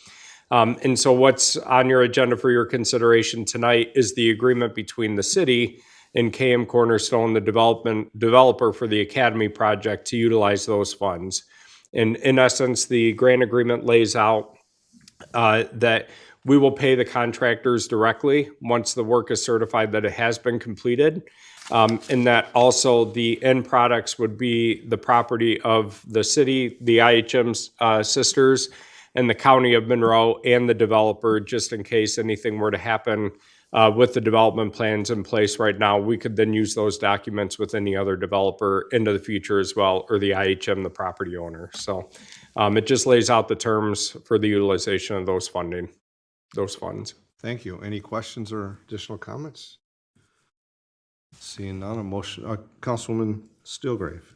Move to approve the grant agreement between the City of Monroe and KM Cornerstone and authorize the interim city manager to execute the agreement on behalf of the city.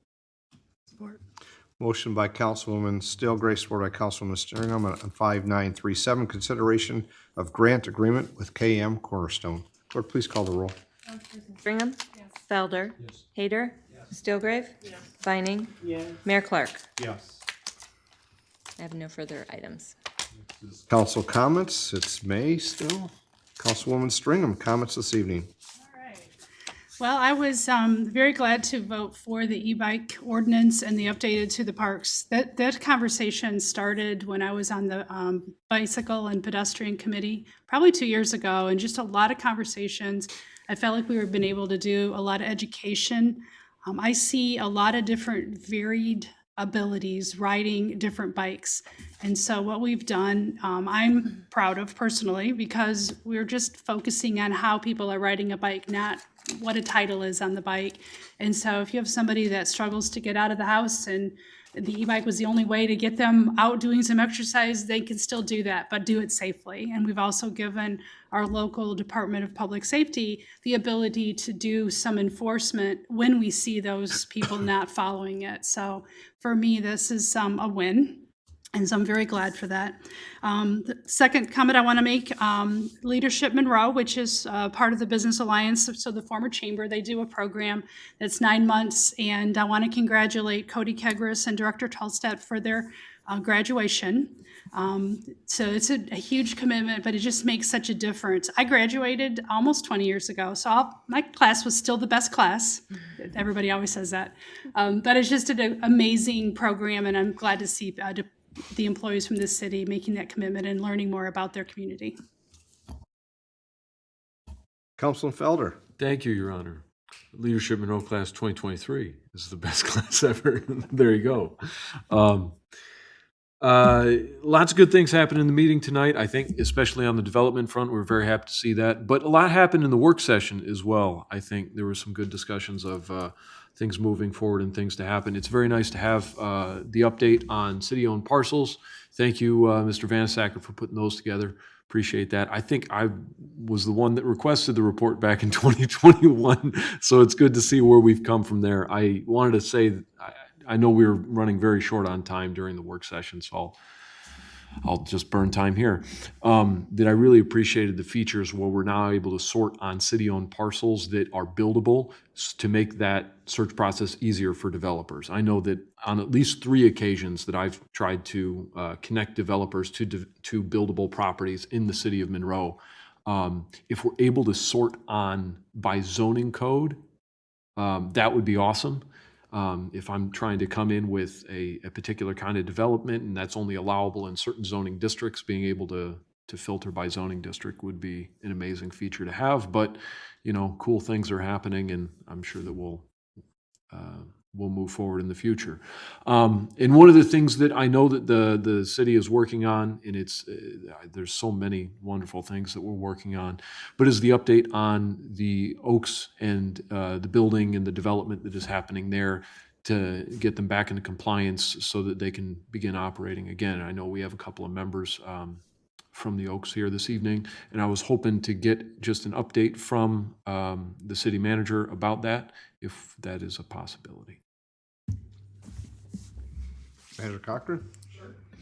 So the last conversation we had, we sat with Oaks leadership as well as their contractors and their architects to talk about where they're at and coming up with a plan to moving forward. And I understand they had a meeting recently with their architect to continue moving that conversation forward. The electrical permits were applied for and finalized out and approved appropriately. And that was the last update that we have at administration. Okay. Thank you. That'll conclude my comments for this evening. Thank you, Your Honor. Thank you. Councilman Hayter. I have nothing this month, Your Honor. Thank you. Councilwoman Steelgrave. Thank you, Your Honor. Last week, the other night, SMCC graduated, and we're going into graduation season. So I know that Airport, Jefferson, and Monroe High in the next 2 weeks are going to be graduating. So I want to congratulate them and wish them the best. Also, starting next Wednesday, the city market will be coming to town, and it will be closing Washington Street off, starting on May 27th. It'll be closed off at noon. It will not reopen until probably about 8 o'clock at night. There's over 30-some vendors, there's food trucks, and bands and different things. So it's going to be really a fun event. We have a lot of great things planned. So just want to remind everyone about that, and have a fun, enjoyable Memorial Day. That's all I have. Thank you. Councilman Vining. No comments this evening, Your Honor. So I have a couple comments. Leadership of 97, 98 is still the best, but that's, I guess where I'll start. Still see who walks in next, though, or who may have comments. Memorial Day is coming up here soon, obviously, and we think about Memorial Day and the importance of that. We do have activities that'll be in town. We have the, of course, the veterans with the, I'll say the bridge, not display, but the recognition, and it is on Monday, May 25th at 2 p.m. as they parade down the street, but also stop at the Monroe Street Bridge with a dedication, a wreath laying, and comments from those that will be present. So think about that, and take the time to come and not just thank the veterans, but thanks to all those that have why we have Memorial Day and why we take this time and has that as a holiday. I want to thank the county for their support on the last item was on our agenda with the grant agreement with the KM Cornerstone. I appreciate their partnership yet again on another project, just as they did it on a couple others when we had the underpass and we were looking for those additional type of funds to make our match. And they've come forward many times, and we have a great relationship and partner with the county on these type of items. So their additional funds for the agreement just keeps moving that project forward. And as Mark always says, it's just stacking things on top of each other and how we get to conclusion. I guess I'll make a comment about the item before that, which was the grant submission that we're putting in for the port. Some people are hesitant to put a grant submission in because they always think of how we're going to have the match. And I think we've shown that we have ways to do that through partnerships and grant writing, but also if it's worth the consideration, then we should put forth our efforts to make sure we touch every opportunity for finding funding. So last thing I have is there's appointments on the consent agenda this evening. I just want to make a couple of comments about those. I always appreciate those that serve on boards and commissions, and it serves the community here and provide input that helps bring things along. Planning Commission, Steve Schwartz was reappointed. The Downtown Development Authority, Tino Amaya was reappointed, and we have a new appointment to the DDA, which was Todd Williams. The Monroe Port Commission, Gary Perrette. I want to thank Councilwoman Stringer for her finding and recommending his participation. I think that'll be a great addition. And then Kathy, Councilwoman Stringham as well, is the alternate for SEMCOG. I've been at SEMCOG for many years, but I know that Councilwoman has attended, and I thought it's have another elected official that's there to bring back information. So those are my comments for this evening. Clerk Treasurer Lavoie. I just wanted to take a moment to thank everyone for their assistance for the city election. The last meeting, we were on the eve of the May election. It went very well. There was a little hiccup during the evening when we were trying to wrap it up. We had a small power outage here, but we didn't miss a beat, and everything was secure. And the team members from the city hall that were present did a great job pulling together. The police brought over some portable lights, and just so many to thank. So I appreciate that. And we're getting ready to do it again. So we are looking for any potential election inspectors who may really enjoy working on computers, or may be interested in more of a leadership position as a chair or co-chair for a precinct. So if you are interested in that at all, please call the clerk's office, and we would really enjoy and be able to demonstrate to you and talk to you about what that takes, and hopefully have you join our team. So that's for the August election. That's all I have. Thank you. Interim Manager Cochran, first I must say thank you for your interest and also for accepting, and congratulations. Thank you, Council, for keeping the faith after the past few weeks, and moving the ship forward. And I want to thank you for your collaboration and your input as we work together. I think the work session tonight was very helpful in getting your direction, but even the e-bike discussion, we had a lot of thoughts from a lot of people as we formulated that policy and did as we work together. And I'm sure we'll be continuing to refine it as we implement it. But I thank you for all the input that you're giving us as we seek to move forward with your goals and objectives. A couple things I just wanted to highlight, if I may. Parks is working on opening the splash pads, which I know is welcome news, given it was almost 90 degrees today already. Typically, we aim to open those Memorial Day weekend, so the crew was out both testing them and getting ready to open those at Father Carnes Park, and the Labor Park splash pad will be back open this year after taking a year off due to the ALCC construction. I also wanted to thank Matt for last week. We were at the Michigan Historic Preservation Network conference, and at a platform of statewide historic preservation enthusiasts. Matt did a great job of putting together a presentation to talk about all the great work that's gone in over the past 2 years on moving the Academy project forward. And so great work on that with a rather tough audience. But and then finally, Michelle, Clerk Treasurer Lavoie, your staff did an amazing job when the lights went out all of a sudden. But I think I was very impressed with the election inspectors who were all here. Didn't skip a beat, got their flashlights on their phones out and moved forward with closing everything down. So it was definitely an election night for the books, and you ran another great one. So finally, some sad news to report. Paul Lamar, the director of the port, lost his mother over the weekend after some challenging health issues. So we had a few items on the agenda this evening for the port, including the EDA, which wouldn't happen without his hard work, and it comes with a lot of personal sacrifice. So we'll certainly keep him in our thoughts and prayers in the coming days. So that's all. Thank you. Next is citizen comments, public comments. So if anybody wishes to make comments, please come to the podium, state your name, jurisdiction, or residence, and mindful of the rules of the chamber for 3 minutes. Any comments from those present here this evening? Yes, sir.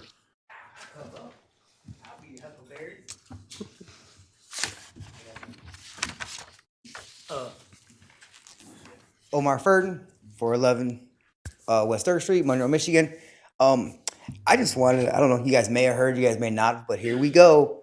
My name is Omar Furden. I'm running for state representative in District 30, and I'm here today to invite you guys to a meet and greet. Wednesday, Pete's Garage, 7 p.m. The Democratic Party will be there with all of our candidates that are potentially running. And we're going to have some food. We're going to get to know each other. And I would like for you guys to come out and meet the candidates. It'll be myself and all the other ones running.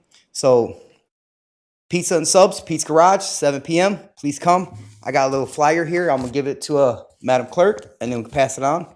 And that's it. Hopefully I see you guys there. Thank you. Thank you. Other comments from those present here this evening? Yes, sir. Elliot James, 633 Stone Street. I just got a question. When they're doing all this stuff at front and first, are they still going to have a opening for the boaters and the people that's using that park? Interim Manager? Yes, so the purpose is to look at where the new entryway for Hellenberg will be off of First Street. The park itself, we're still going to have the boat launches in the parking lots and all the amenities, like the kayak launch that was installed last week as well. That's all I want. Yeah, it's a good question, because when they start doing the analysis and what it might be, it takes that into consideration. Obviously, there'll be, I'm sure, public input opportunities throughout that as well, and they'll be publicized for those that want to come and listen and have input too, as well as they do while they do their analysis. Thank you. Thank you. Who's present here this evening? Yes, sir. Oh, I'm sorry. Sorry. Yep. Gary Moore. Yeah, I wasn't really planning on comment, but just a quick to Andrew's question to Mark. We did meet again with the architect, and that we're gonna plan on emailing Mark and trying to set up a meeting in the next couple of weeks to go over some of the stuff that we are trying to finalize right now, just working with the architect and the contractors to finalize the scope of the work. We've addressed the electrical concerns that were identified as life safety system issues to start, and those are our top concerns.